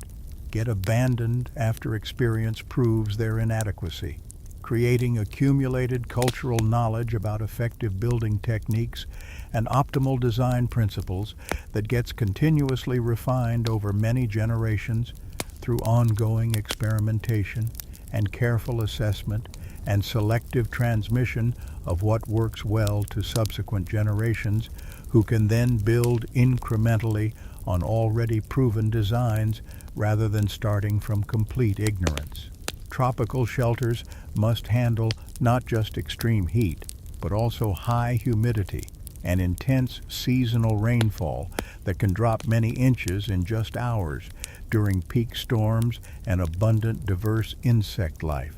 including disease-carrying mosquitoes that spread malaria and yellow fever and dengue and numerous species of biting flies and other arthropod pests that make life genuinely miserable when they can freely access living spaces, requiring shelter designs that prioritize air circulation above essentially all other considerations, since trapping any heat inside an enclosed structure, when ambient air temperature already sits in 80s or 90s, Fahrenheit would very quickly cause interior temperature to climb even higher through solar heating of roof and walls, creating unbearably hot and potentially dangerously hot conditions that could lead to serious heat stress, especially during sleep, when people cannot easily adjust position or activity level to manage heat load, leading directly to characteristically open shelter designs where walls might be minimal or even completely absent, and where roofs provide essential shade from direct sun and crucial protection from heavy rainfall, without creating fully enclosed spaces that would trap heat and prevent any air circulation, with structures very often remaining completely open on multiple sides to catch any breezes that might move through area regardless of wind direction, and to allow hot air to escape freely in all directions rather than accumulating in enclosed corners where it would make conditions increasingly uncomfortable as day progresses. Elevating living platforms substantially above ground level on posts or sturdy pilings that lift entire living area several feet up into air serves multiple valuable purposes in tropical shelter design, getting living space away from ground level heat that radiates upward from sun-warmed earth and that makes ground level areas noticeably hotter than elevated positions, and getting away from wide variety of ground-dwelling insects and other arthropods, including various dangerous snakes and scorpions and large aggressive ants and termites that can create very serious problems when they invade ground-level shelters, and critically allowing air to circulate completely around and underneath living platform from all directions, so that any breezes can reach shelter regardless of wind direction and can flow underneath as well as through intentionally open walls, creating maximum possible air movement through living spaces and cleverly using vertical positioning to access air currents that often flow at heights of several feet above ground, where they can be captured by elevated structures, but that don't penetrate down to ground level in areas of dense forest vegetation where thick plant growth effectively blocks wind from reaching all the way down to forest floor, with groups learning through extensive experience that elevated platforms remain significantly and noticeably cooler and far more comfortable than ground-level structures built in same location using similar materials, making extra construction effort and additional materials required for building elevated structures clearly worthwhile, despite added complexity and increased skill required and greater material investment. The roofs that tropical shelters require must shed even very heavy rain quickly and completely, since tropical regions regularly experience truly intense rainfall events that can drop several inches of total precipitation in just a few hours during peak of severe rainstorms, with instantaneous rainfall rates potentially reaching several inches per hour during most intense downpours, creating literal torrents of water cascading off vegetation and flowing across ground that would quickly overwhelm any roof system not specifically designed to handle such extreme intensity, requiring quite steep roof pitches that cause water to run off nearly as fast as it falls, rather than pooling anywhere or penetrating through roofing materials into interior space, with traditional tropical roofs in many cultures having pitches approaching 45 degrees or even steeper in some regional designs, creating distinctively tall, sharply peaked structures that might seem excessively steep and unnecessarily tall, until you actually experience genuine tropical downpour and realize that gentler slopes would allow water accumulation and would permit leakage through overlapping layers of whatever roofing material is used. The overlapping layers of waterproof or at least highly water-resistant materials, including palm fronds or large leaves from various tropical plants or sheets of bark or woven mats arranged in carefully designed patterns very similar to overlapping shingles, where each upper layer overlaps lower layers below it by substantial margin, creating multiple sequential barriers that water must penetrate to reach interior spaces, with proper installation and adequate overlap, creating roofs that remain completely waterproof even during hours-long heavy downpours that would defeat less carefully constructed roofs, showing sophisticated accumulated understanding of water management principles and layering techniques that gets transmitted through cultural teaching with experienced builders, showing apprentices and younger family members proper overlap distances and correct attachment methods and necessary maintenance procedures that keep roofs functional for months or even years, depending on durability of whatever specific materials are locally available and used. The steep pitch that keeps rain running off rapidly and prevents leakage also creates very tall interior spaces where hot air can rise high above actual living area near floor and can collect near peak, far above where people actually spend their time, with strategically placed ventilation openings at or very near peak, allowing this accumulated hot air to escape continuously to outside atmosphere in ongoing convection current, where cooler air enters through lower openings around sides of structure and gradually warms as it rises due to its decreasing density, and then exits through peak vents at top, being continuously replaced by more relatively cool air entering from below, creating effective passive cooling that works continuously and automatically without requiring any mechanical assistance or any energy input, as long as shelter design properly allows natural convection current to establish itself and maintain steady flow, with groups learning through trial and error over many generations exactly where to position openings and how large to make them,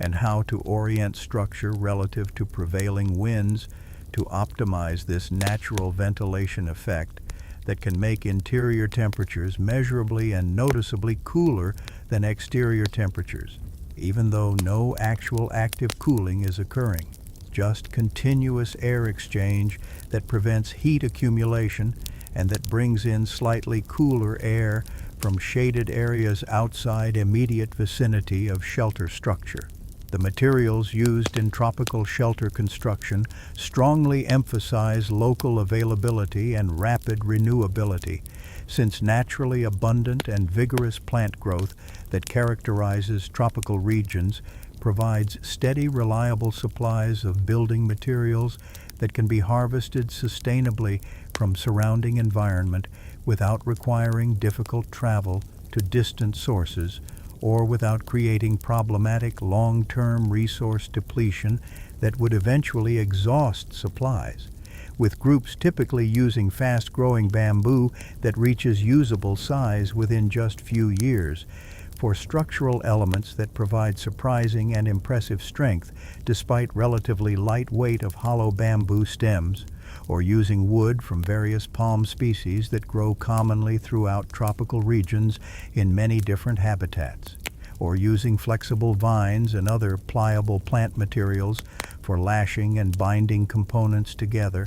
and using palm fronds or large leaves from various species or bark sheets, carefully removed from certain trees or woven plant materials for roofing and for walls, in designs that incorporate walls, creating structures built entirely or almost entirely from plant materials that might last only few years or perhaps up to decade at most before needing replacement, as organic materials inevitably decay in constantly warm, humid conditions that dramatically accelerate decomposition of all organic materials, but that can be rebuilt relatively easily and without excessive effort because construction materials remain abundant and constantly renewable through natural plant growth, showing very different relationship with shelter and different attitude toward building permanence compared to Arctic groups who must build for absolute maximum durability, because building materials in Arctic regions are desperately scarce and difficult to obtain,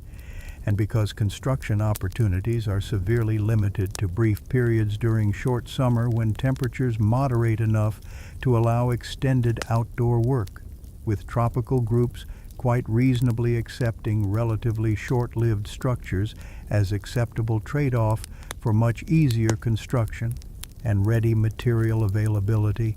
and rapid replacement capability when needed, showing that optimal shelter strategies and building approaches depend heavily on local resource availability and local climate constraints, and not just on thermal properties required from completed structure. Desert shelters must handle extreme daily temperature swings combined with intense solar radiation and very limited water availability and typically quite scarce building materials, leading to shelter designs that strongly emphasize thermal mass and insulation properties that can effectively moderate dramatic temperature cycles that characterize desert climates, using thick walls made from mud brick or adobe construction, where mud mixed with plant fibers or straw or animal dung for binding and structural strength is formed into uniform bricks and dried thoroughly in intense desert sun to create serviceable building blocks, or using stone for wall construction where suitable stone is locally available, creating massive heavy walls with substantial thickness that absorb heat quite slowly during day and release absorbed heat quite slowly during night through thermal mass effect, where very large heat capacity of thick, heavy walls prevents interior temperatures from tracking exterior temperatures too closely or too rapidly, with thick, massive walls staying noticeably cooler than exterior air during peak heat of midday, by absorbing incoming heat energy gradually over many hours rather than allowing it to pass through quickly to interior spaces where it would immediately raise air temperature, then staying measurably warmer than exterior air during nighttime hours, by slowly releasing during cooler night the substantial heat energy that was progressively absorbed during hot day, effectively averaging out and moderating daily temperature extremes over full 24-hour cycle, and creating significantly more stable and more comfortable interior conditions throughout entire day and night, even though exterior conditions swing wildly, with properly designed and properly constructed thick-walled structures potentially maintaining interior temperatures that vary by only 20 or 25 degrees Fahrenheit, even when exterior temperatures swing by 40 or 50 degrees or even more between scorching midday heat and surprisingly cold pre-dawn temperatures, making life inside dramatically more comfortable and more thermally stable than exterior conditions would suggest is even possible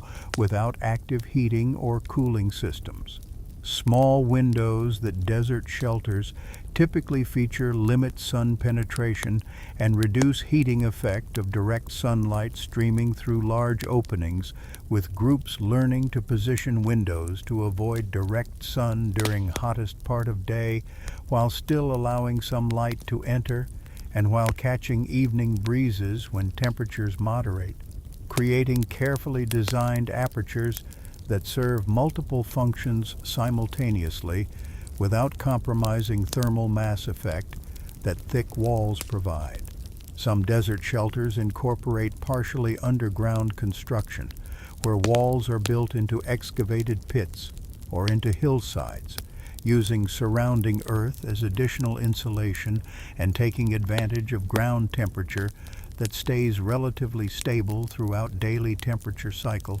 and throughout year, with soil at depths of just 3 or 4 feet, maintaining relatively constant temperature year-round that averages somewhere between seasonal extremes, providing natural climate moderation that reduces heating and cooling demands on structure and that makes underground or semi-underground spaces significantly more comfortable with less effort than fully above-ground structures in same location would require. Temperate region shelters must adapt to seasonal changes that bring both cold winters requiring heat retention and warm summers requiring cooling, creating compromise designs that can be modified for different conditions, rather than being optimized permanently for either extreme, with features including closable openings that can trap heat during cold months when opened during warm months to provide ventilation, with adjustable insulation that can be added during winter and removed during summer, with fire systems designed to heat interiors during cold months without making them unbearably hot during warm months when fires might be used only for cooking, demonstrating flexibility in design that matches flexibility in climate conditions, with groups learning to build structures that work reasonably well across full range of seasonal conditions rather than working perfectly for one season while being completely inadequate for another, showing that moderate but variable conditions characterizing temperate zones create their own set of design challenges that differ from challenges posed by more extreme but more stable climates. Foods sustaining life in different climates vary as dramatically as clothing and shelter systems do, with each environment offering completely different resources, requiring completely different procurement methods and different processing techniques and different preservation approaches, demonstrating that dietary flexibility represents another crucial component of Homo sapiens' ability to inhabit every climate zone successfully. Arctic groups rely almost entirely on animal foods, since plant growth remains severely limited by cold temperatures and brief growing seasons that might last only 2 or 3 months in most extreme northern regions, focusing particularly on marine mammals, whose blubber provides high fat content that bodies need for generating heat continuously, with fat comprising 50 to 70% of calories in proportions that would cause health problems in warmer climates, but that work effectively when environment constantly drains heat, with coastal groups depending on seals and whales providing enormous returns when hunts succeed, supplemented by fish when they can be caught through holes in ice, and by land mammals, including caribou, when they migrate through region, with complete utilization of killed animals showing efficiency that scarcity demands, with groups using every part for some purpose, from meat for protein and fat for calories, and fuel to hides for clothing and shelter, and bones for tools and sinews for thread, and intestines for waterproof materials, and stomachs for containers, and even stomach contents sometimes consumed to access only available plant material, and with groups developing fermentation methods that create preserved foods with improved nutritional properties beyond what simple freezing provides, particularly improving availability of vitamins that cooking destroys, showing that even where freezing seems to solve preservation challenges, additional cultural knowledge provides genuine nutritional advantages. Tropical groups live where plant life grows abundantly year-round, providing tremendous botanical diversity, including fruits and nuts and seeds and roots and tubers and leaves and shoots, creating plant-dominated diets with animals supplementing rather than forming foundation, essentially reversing Arctic dietary patterns completely, with fruits providing easily accessible calories and important vitamins, with nuts providing dense calories and useful fats and proteins, with roots and tubers providing reliable starch that can be harvested year-round, though often requiring cooking or careful processing to remove naturally occurring toxins that plants produce as defense against being eaten, with animal foods supplementing plant-based through smaller mammals and birds and reptiles and insects collected opportunistically, rather than through dangerous focused hunting of large animals, creating diverse omnivorous diets where plant foods might comprise 60 to 80% of total calories, dramatically contrasting with Arctic patterns where animal foods provide 70 to 80% of calories, demonstrating extreme dietary flexibility that Homo sapiens possess with digestive systems capable of extracting adequate nutrition from either primarily plant-based diets or primarily animal-based diets, and capable of adjusting between these extremes over just few generations as groups move into new climates with completely different food availability, showing that omnivore advantage allows Homo sapiens to shift diets completely based on local resources, learning food preparation techniques that unlock nutrition from otherwise unusable sources, passing this knowledge down so children grow up knowing which local plants are nutritious and which poisonous, which animals provide best nutrition for effort required, which seasons offer which foods, creating cultural libraries of nutritional information specific to each environment. Desert groups must find foods that tolerate drought conditions and provide adequate nutrition despite scarcity that water limitation imposes on all plant and animal life in arid regions, focusing on deep-rooted plant species that can access water that percolates far underground beyond reach of surface drought, on succulent plants that store water in leaves or stems and can sustain themselves through long dry periods by drawing on these reserves, and on drought-deciduous plants that grow rapidly during brief rainy periods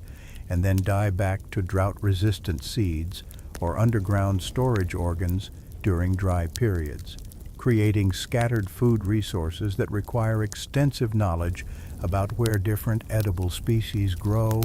and when they become available and how to process them, since many desert plants contain compounds that make them unpalatable or even toxic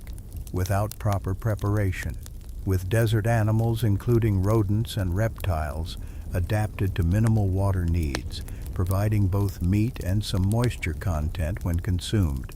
with seasonal patterns revolving around rainfall more than temperature, since brief rainy periods trigger rapid plant growth that transforms barren landscapes into temporary abundance as dormant seeds sprout and grow rapidly and produce seeds again within just few weeks, creating short windows of plant food availability that groups must use efficiently by gathering and processing and preserving foods during brief abundance to sustain themselves through longer dry periods that inevitably follow, developing preservation techniques including drying, which works particularly well in arid conditions where low humidity allows rapid moisture removal that prevents spoilage, creating dried foods that remain safely edible for months or even years, and that can be easily carried during seasonal movements without spoiling, showing that dietary adaptation in deserts revolves as much around water as around calories, with groups learning which plants store water and which animals provide moisture along with meat, understanding seasonal patterns that determine when and where resources will be available. Coastal groups in various climates develop sophisticated seafood harvesting that provides reliable protein from fish and shellfish and marine mammals, learning tidal patterns and seasonal fish movements and ocean currents, developing specialized technologies for catching different species in different water conditions, creating diets that supplement land-based foods with marine resources that often prove more reliable and abundant than terrestrial hunting, allowing coastal populations to sometimes reach higher population densities than inland populations in same general climate zones can support, showing that access to productive marine environments provides significant advantages regardless of terrestrial climate, with ocean essentially functioning as additional resource base that can buffer against variations in land-based food availability, with coastal groups developing knowledge about tides determining when and where shellfish can be harvested, about seasonal migrations of fish species allowing groups to anticipate and exploit these predictable movements, about weather patterns and ocean conditions that affect fishing success and safety, creating sophisticated marine resource management knowledge that gets transmitted across generations and that represents specialized adaptation to coastal environments that differs from both inland tropical and inland Arctic adaptations. Water management across different climates requires completely different strategies and knowledge systems that groups develop through many generations of accumulated experience in their particular environments, with each climate presenting unique challenges that demand specific solutions. Arctic groups face paradox that water exists everywhere around them as snow and ice, but requires precious heat energy to convert into drinkable liquid form, meaning that obtaining water demands either burning scarce fuel externally or using body heat internally, with both approaches costing energy that must be recovered through additional food intake, creating hidden costs to hydration that don't exist in climates where water flows liquid and can be consumed directly at ambient temperature without requiring energy input, with most groups choosing to melt ice and snow over fires rather than consuming frozen material directly, because careful analysis based on generations of experience shows that body heat required to melt and warm ice internally actually exceeds fuel that would be consumed by external melting, making external melting more energy-efficient choice despite its visible fuel consumption, since internal melting places metabolic burden on body, which must then consume extra food to replace calories used in melting and warming process, and since food acquisition through hunting requires substantial effort and risk and uncertainty, while fuel gathering, though certainly also requiring effort, generally involves less immediate danger and can often be accomplished by children or elderly people who cannot safely participate in dangerous hunting activities that provide food, making external melting preferred option that actually conserves groups' most precious and difficult to obtain resource, which is human labor and risk and skill required for successful hunting in harsh conditions, showing yet again how Arctic survival requires thinking carefully through indirect consequences and making choices based on comprehensive accumulated knowledge rather than on immediate intuitive impressions, with detailed knowledge about optimal water management representing just one more piece of vast comprehensive survival expertise that groups develop and refine and transmit culturally across many generations, with practical water management including keeping containers from freezing completely solid, which would make water inaccessible when needed, requiring either storing containers inside clothing layers close to body where body heat keeps water liquid, or keeping containers positioned near fires where radiant heat prevents freezing, or simply accepting that water will freeze between uses and planning to melt it again whenever liquid water is needed for drinking or cooking, with different solutions working better for different situations and different group preferences and different activity patterns, creating some diversity in specific water management practices across different Arctic groups and different individuals within groups. While all groups face fundamentally same underlying challenge of accessing liquid water in environment where water naturally and inevitably exists as solid ice, unless active measures are taken to maintain it in liquid form.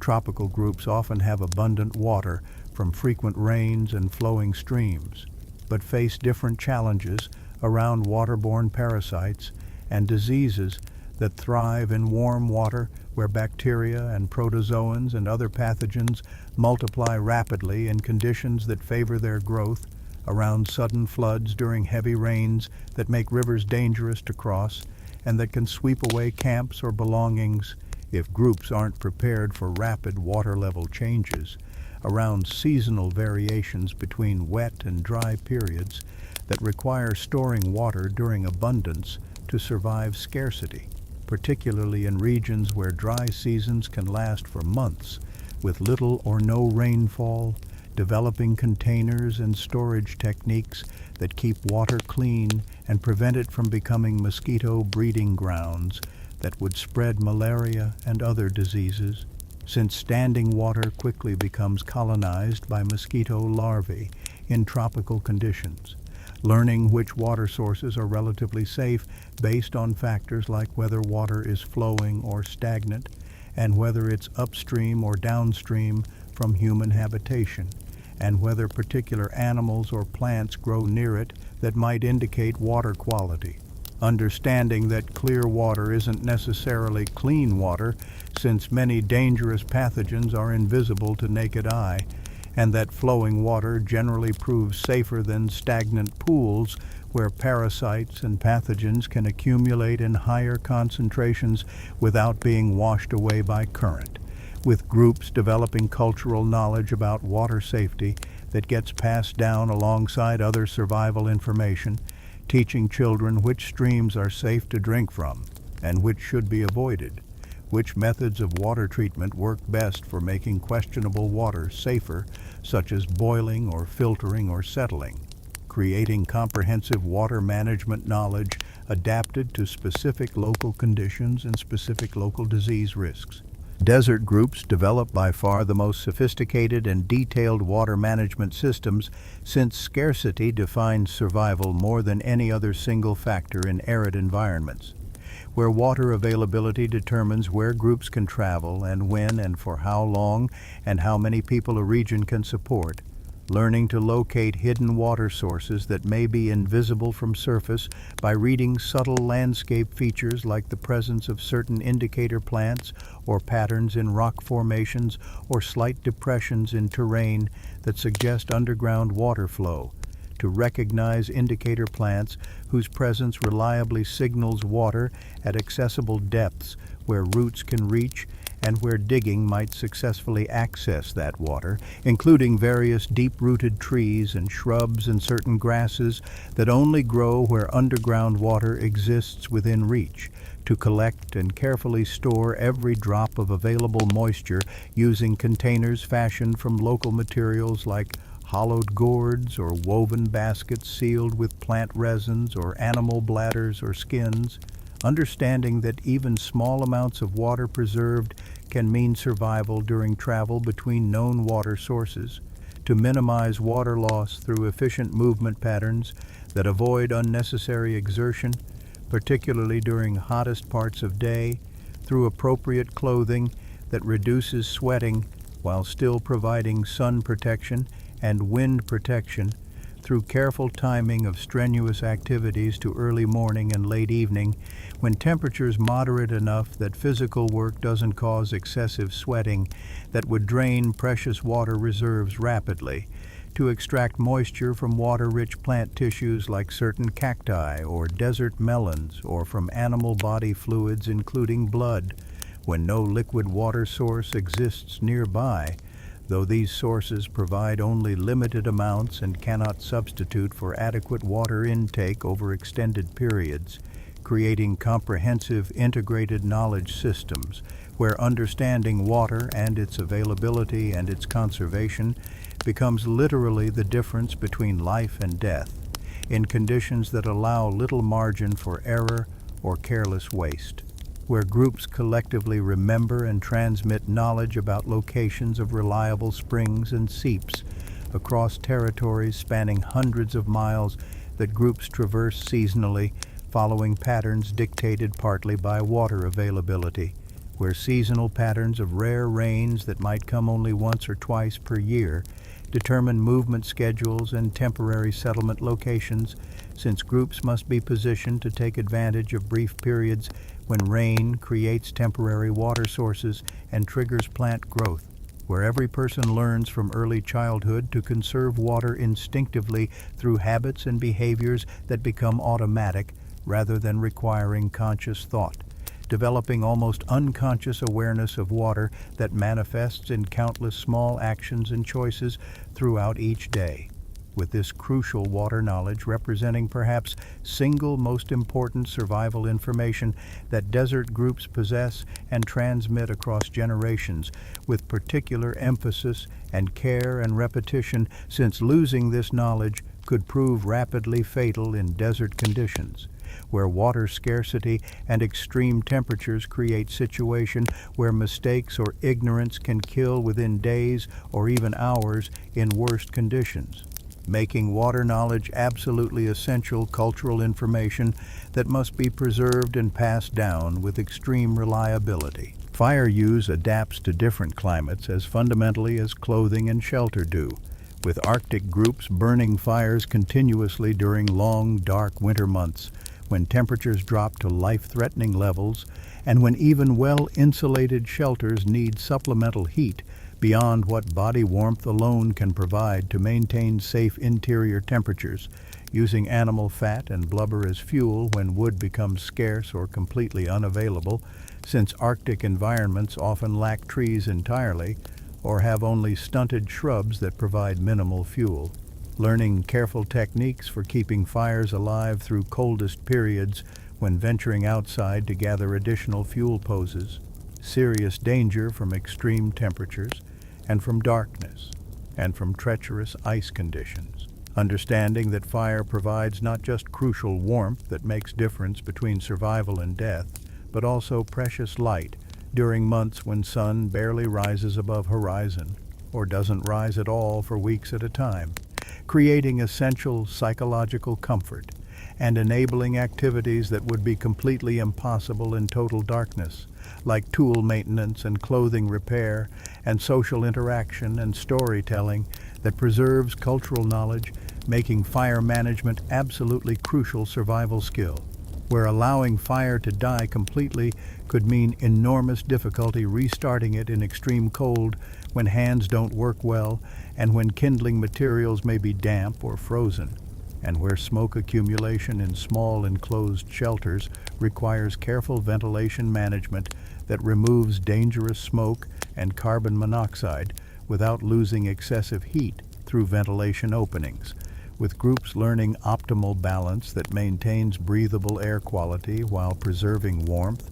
understanding that too little ventilation causes smoke to build to dangerous levels that irritate eyes and lungs and can cause serious health problems or even death from carbon monoxide poisoning, while too much ventilation removes heat so rapidly that fires must burn continuously, consuming precious fuel just to maintain barely adequate temperatures. Tropical groups use fire primarily for cooking to make foods more digestible and safer by killing parasites and bacteria, and for clearing vegetation to create living spaces and gardens, and for other purposes, needing minimal space heating since temperatures rarely drop to uncomfortable levels even during coolest parts of night, but highly valuing fire for processing foods that would be difficult or impossible to digest raw, or that contain toxins requiring heat to denature and render safe for consumption,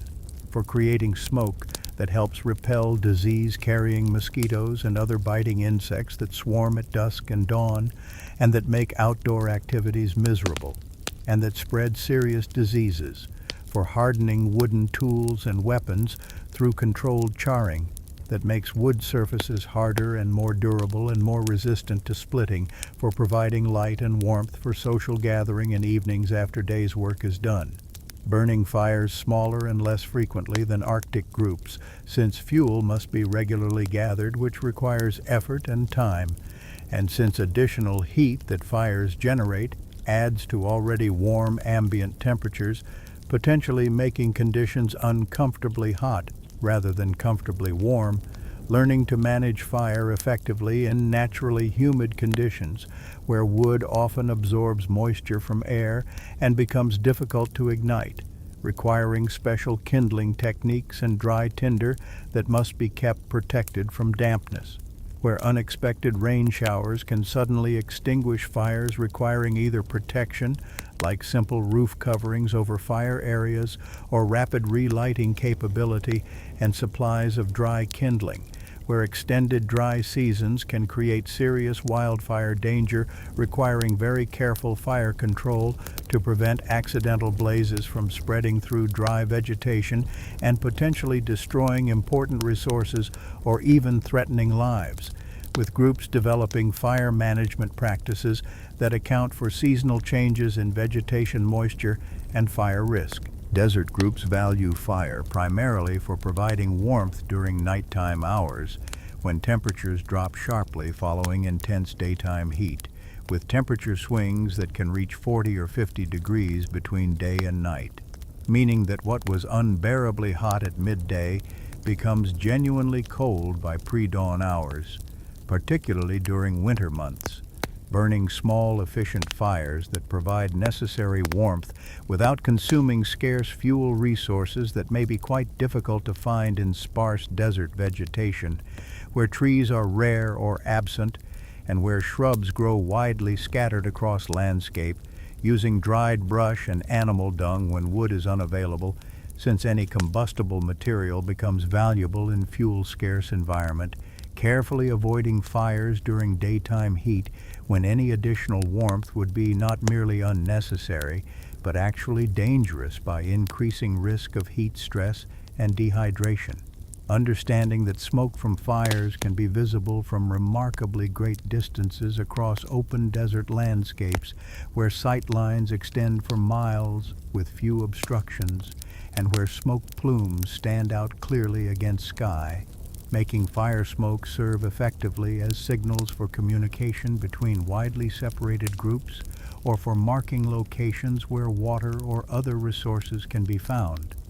Developing careful fire management practices that balance genuine needs for warmth and cooking against scarcity of both fuel and water, since using water for fire safety or firefighting represents serious waste in environment where every drop counts, showing how same basic technology of controlled combustion gets adapted and applied quite differently to serve different purposes in different environmental contexts, with each climate presenting its own particular fire-related challenges and opportunities that groups learn to navigate through accumulated experience passed down across generations. The speed at which cultural learning enables effective climate adaptation dramatically exceeds the pace of biological evolutionary change, creating one of the most important differences between human adaptation and adaptation in other species, with physiological adaptations like progressive skin color shifts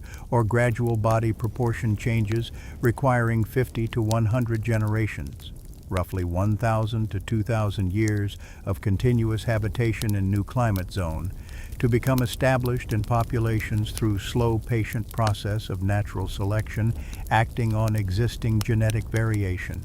representing evolutionary change that happens far too gradually for any individual person to perceive during their lifetime or for any single generation to notice as it occurs, but that nonetheless accumulates steadily over many centuries into statistically measurable differences between populations adapted to different climates, while cultural adaptations, including development of new clothing designs or modified shelter construction techniques or changed dietary patterns or different water management strategies, can happen within just 2 or 3 generations, and sometimes even within single generation when groups move into radically different territory and must adapt very quickly or face probable extinction, with children routinely learning survival skills and acquiring essential knowledge for climates that their parents never personally experienced.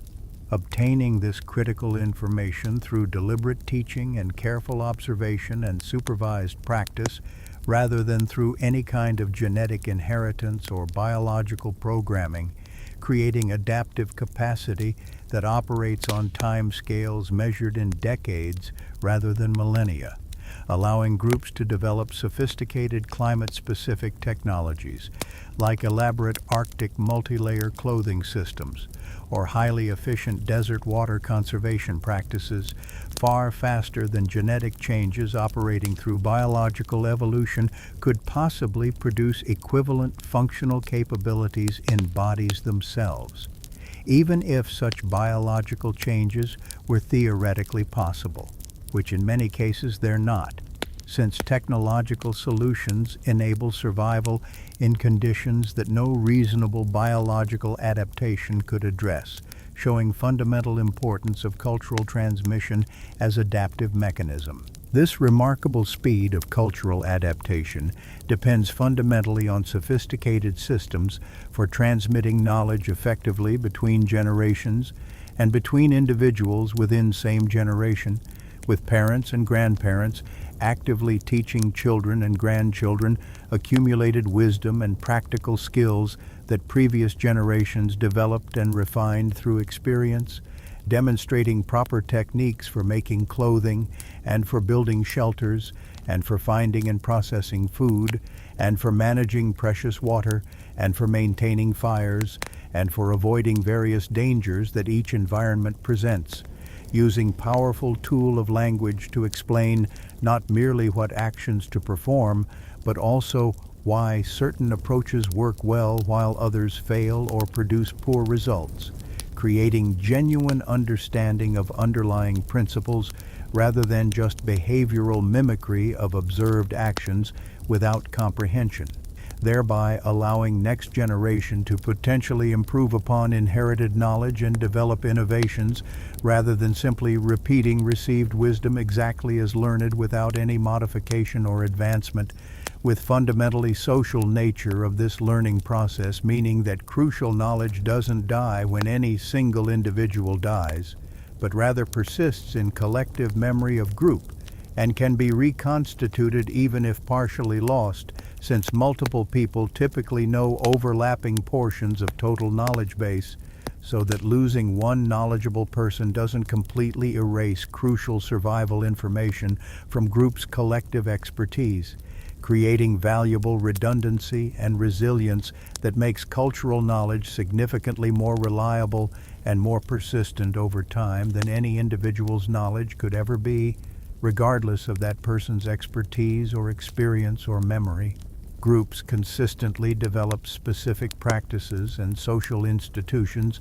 for ensuring that important survival knowledge gets transmitted reliably across generations, rather than being lost to forgetting or to deaths of knowledgeable individuals, systematically having children watch and participate in important tasks from early ages, so they gain practical experience gradually over many years of childhood and adolescence, deliberately having multiple people within group learn critical skills so that essential expertise isn't concentrated in just one or two individuals whose death or incapacity could leave group vulnerable to knowledge loss, creating regular seasonal activities and annual ceremonies and periodic gatherings that provide natural recurring opportunities for teaching and learning important skills and knowledge in contexts where learning happens naturally as part of meaningful activities rather than as abstract instruction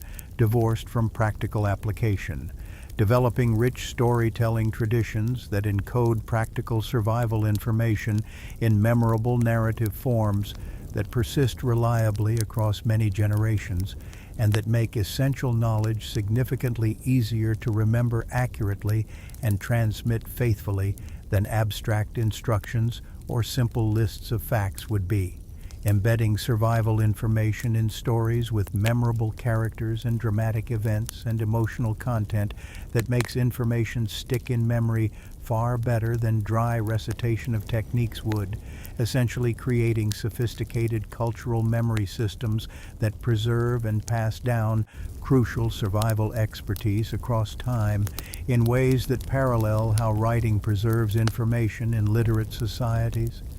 but that work effectively in societies without writing through careful social practices and memorable narrative structures and repeated practice and demonstration. The remarkable effectiveness of cultural knowledge transmission means that groups encountering entirely new climate zones don't have to painstakingly discover everything through extremely slow trial and error processes extending over hundreds of generations, the way biological evolution would require, but instead can adapt many practices essentially immediately through intelligent observation and systematic reasoning and deliberate experimentation, trying different possible clothing configurations and directly observing which designs keep people appropriately warm or cool most effectively in local conditions, building several different shelter designs in parallel, and carefully noting which provides best protection against local weather conditions, and which proves most comfortable and most durable, systematically testing different potential food sources and methodically learning which provide good nutrition and which cause illness or prove toxic, thereby accumulating successful, effective practices within just 1 or 2 generations of concentrated effort and experience, then passing these newly proven techniques down to subsequent generations as established, reliable knowledge that can be further refined and incrementally improved rather than needing to be completely rediscovered from scratch each generation,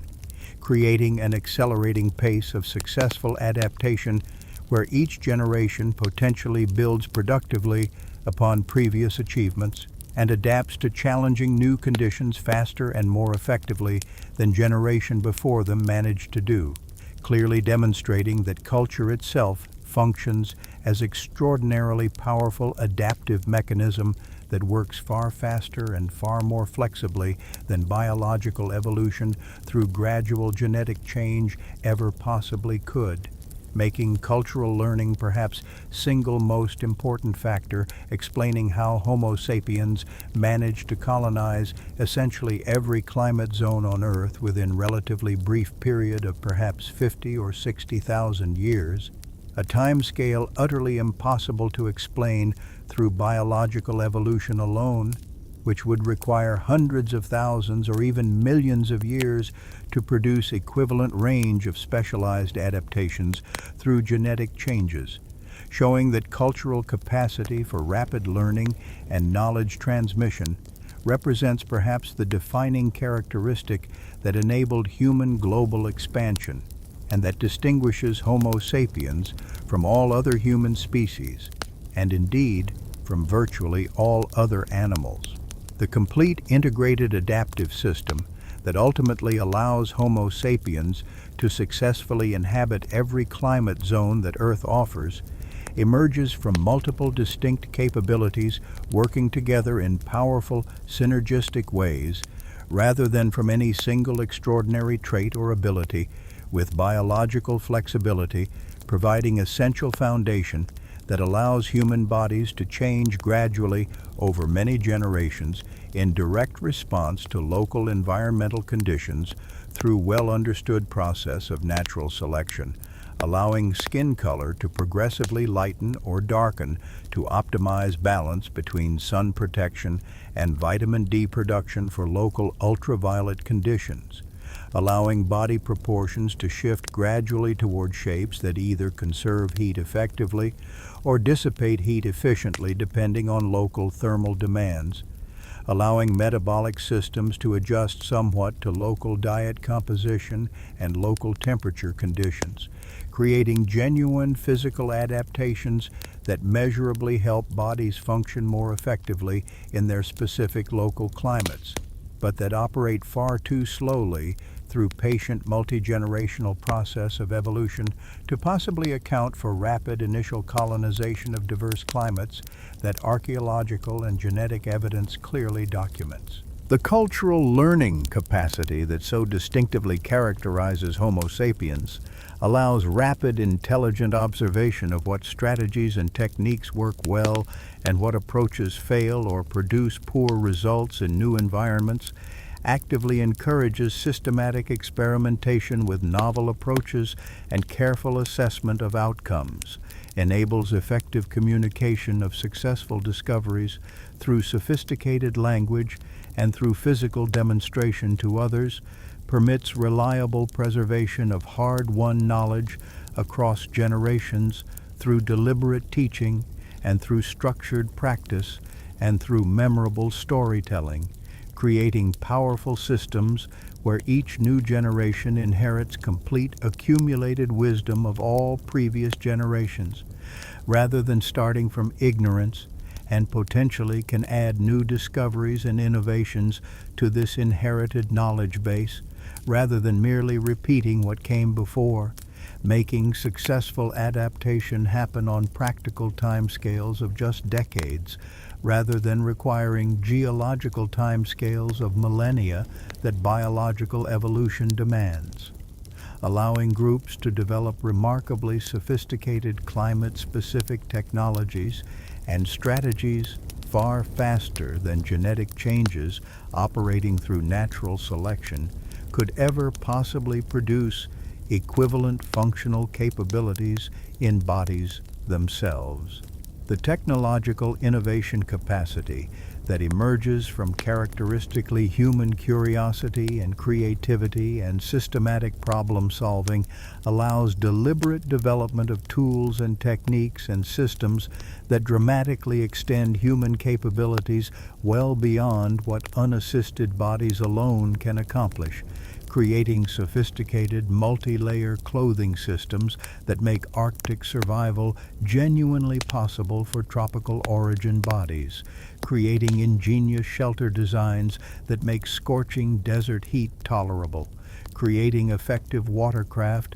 that enable productive ocean fishing and enable efficient coastal migration over enormous distances, creating reliable containers that allow crucial water storage and transport in arid environments, creating improved weapons that significantly increase hunting success rates and reduce danger to hunters, creating systematic food processing techniques that make naturally toxic plants safely edible, thereby expanding available food resources, essentially creating artificial technological extensions of basic biological capacity that allow fundamentally same body plan to function effectively and comfortably across wildly different environmental conditions ranging from frozen tundra to tropical rainforest. The social cooperation and systematic knowledge sharing that so powerfully characterize human societies create robust systems where crucial information reliably persists well beyond individual lifetimes, where collective group knowledge dramatically exceeds what any single individual could possibly master, regardless of their intelligence or dedication, where groups can successfully maintain far more total detailed information than any one person could learn during one lifetime, where beneficial specialization can develop because not everyone must personally know everything, where innovation and discovery by one talented individual can spread rapidly to benefit entire groups, and eventually can spread to benefit many different groups across large regions, creating sophisticated social technologies for preserving and systematically transmitting information across time and space that function just as importantly for adaptation as any physical technology does, effectively making communities and social networks themselves function as powerful adaptive mechanisms, every bit as crucial as biological flexibility or individual learning capacity or technological innovation. These multiple distinct capabilities, biological flexibility, operating slowly across many generations, rapid cultural learning operating within single lifetimes,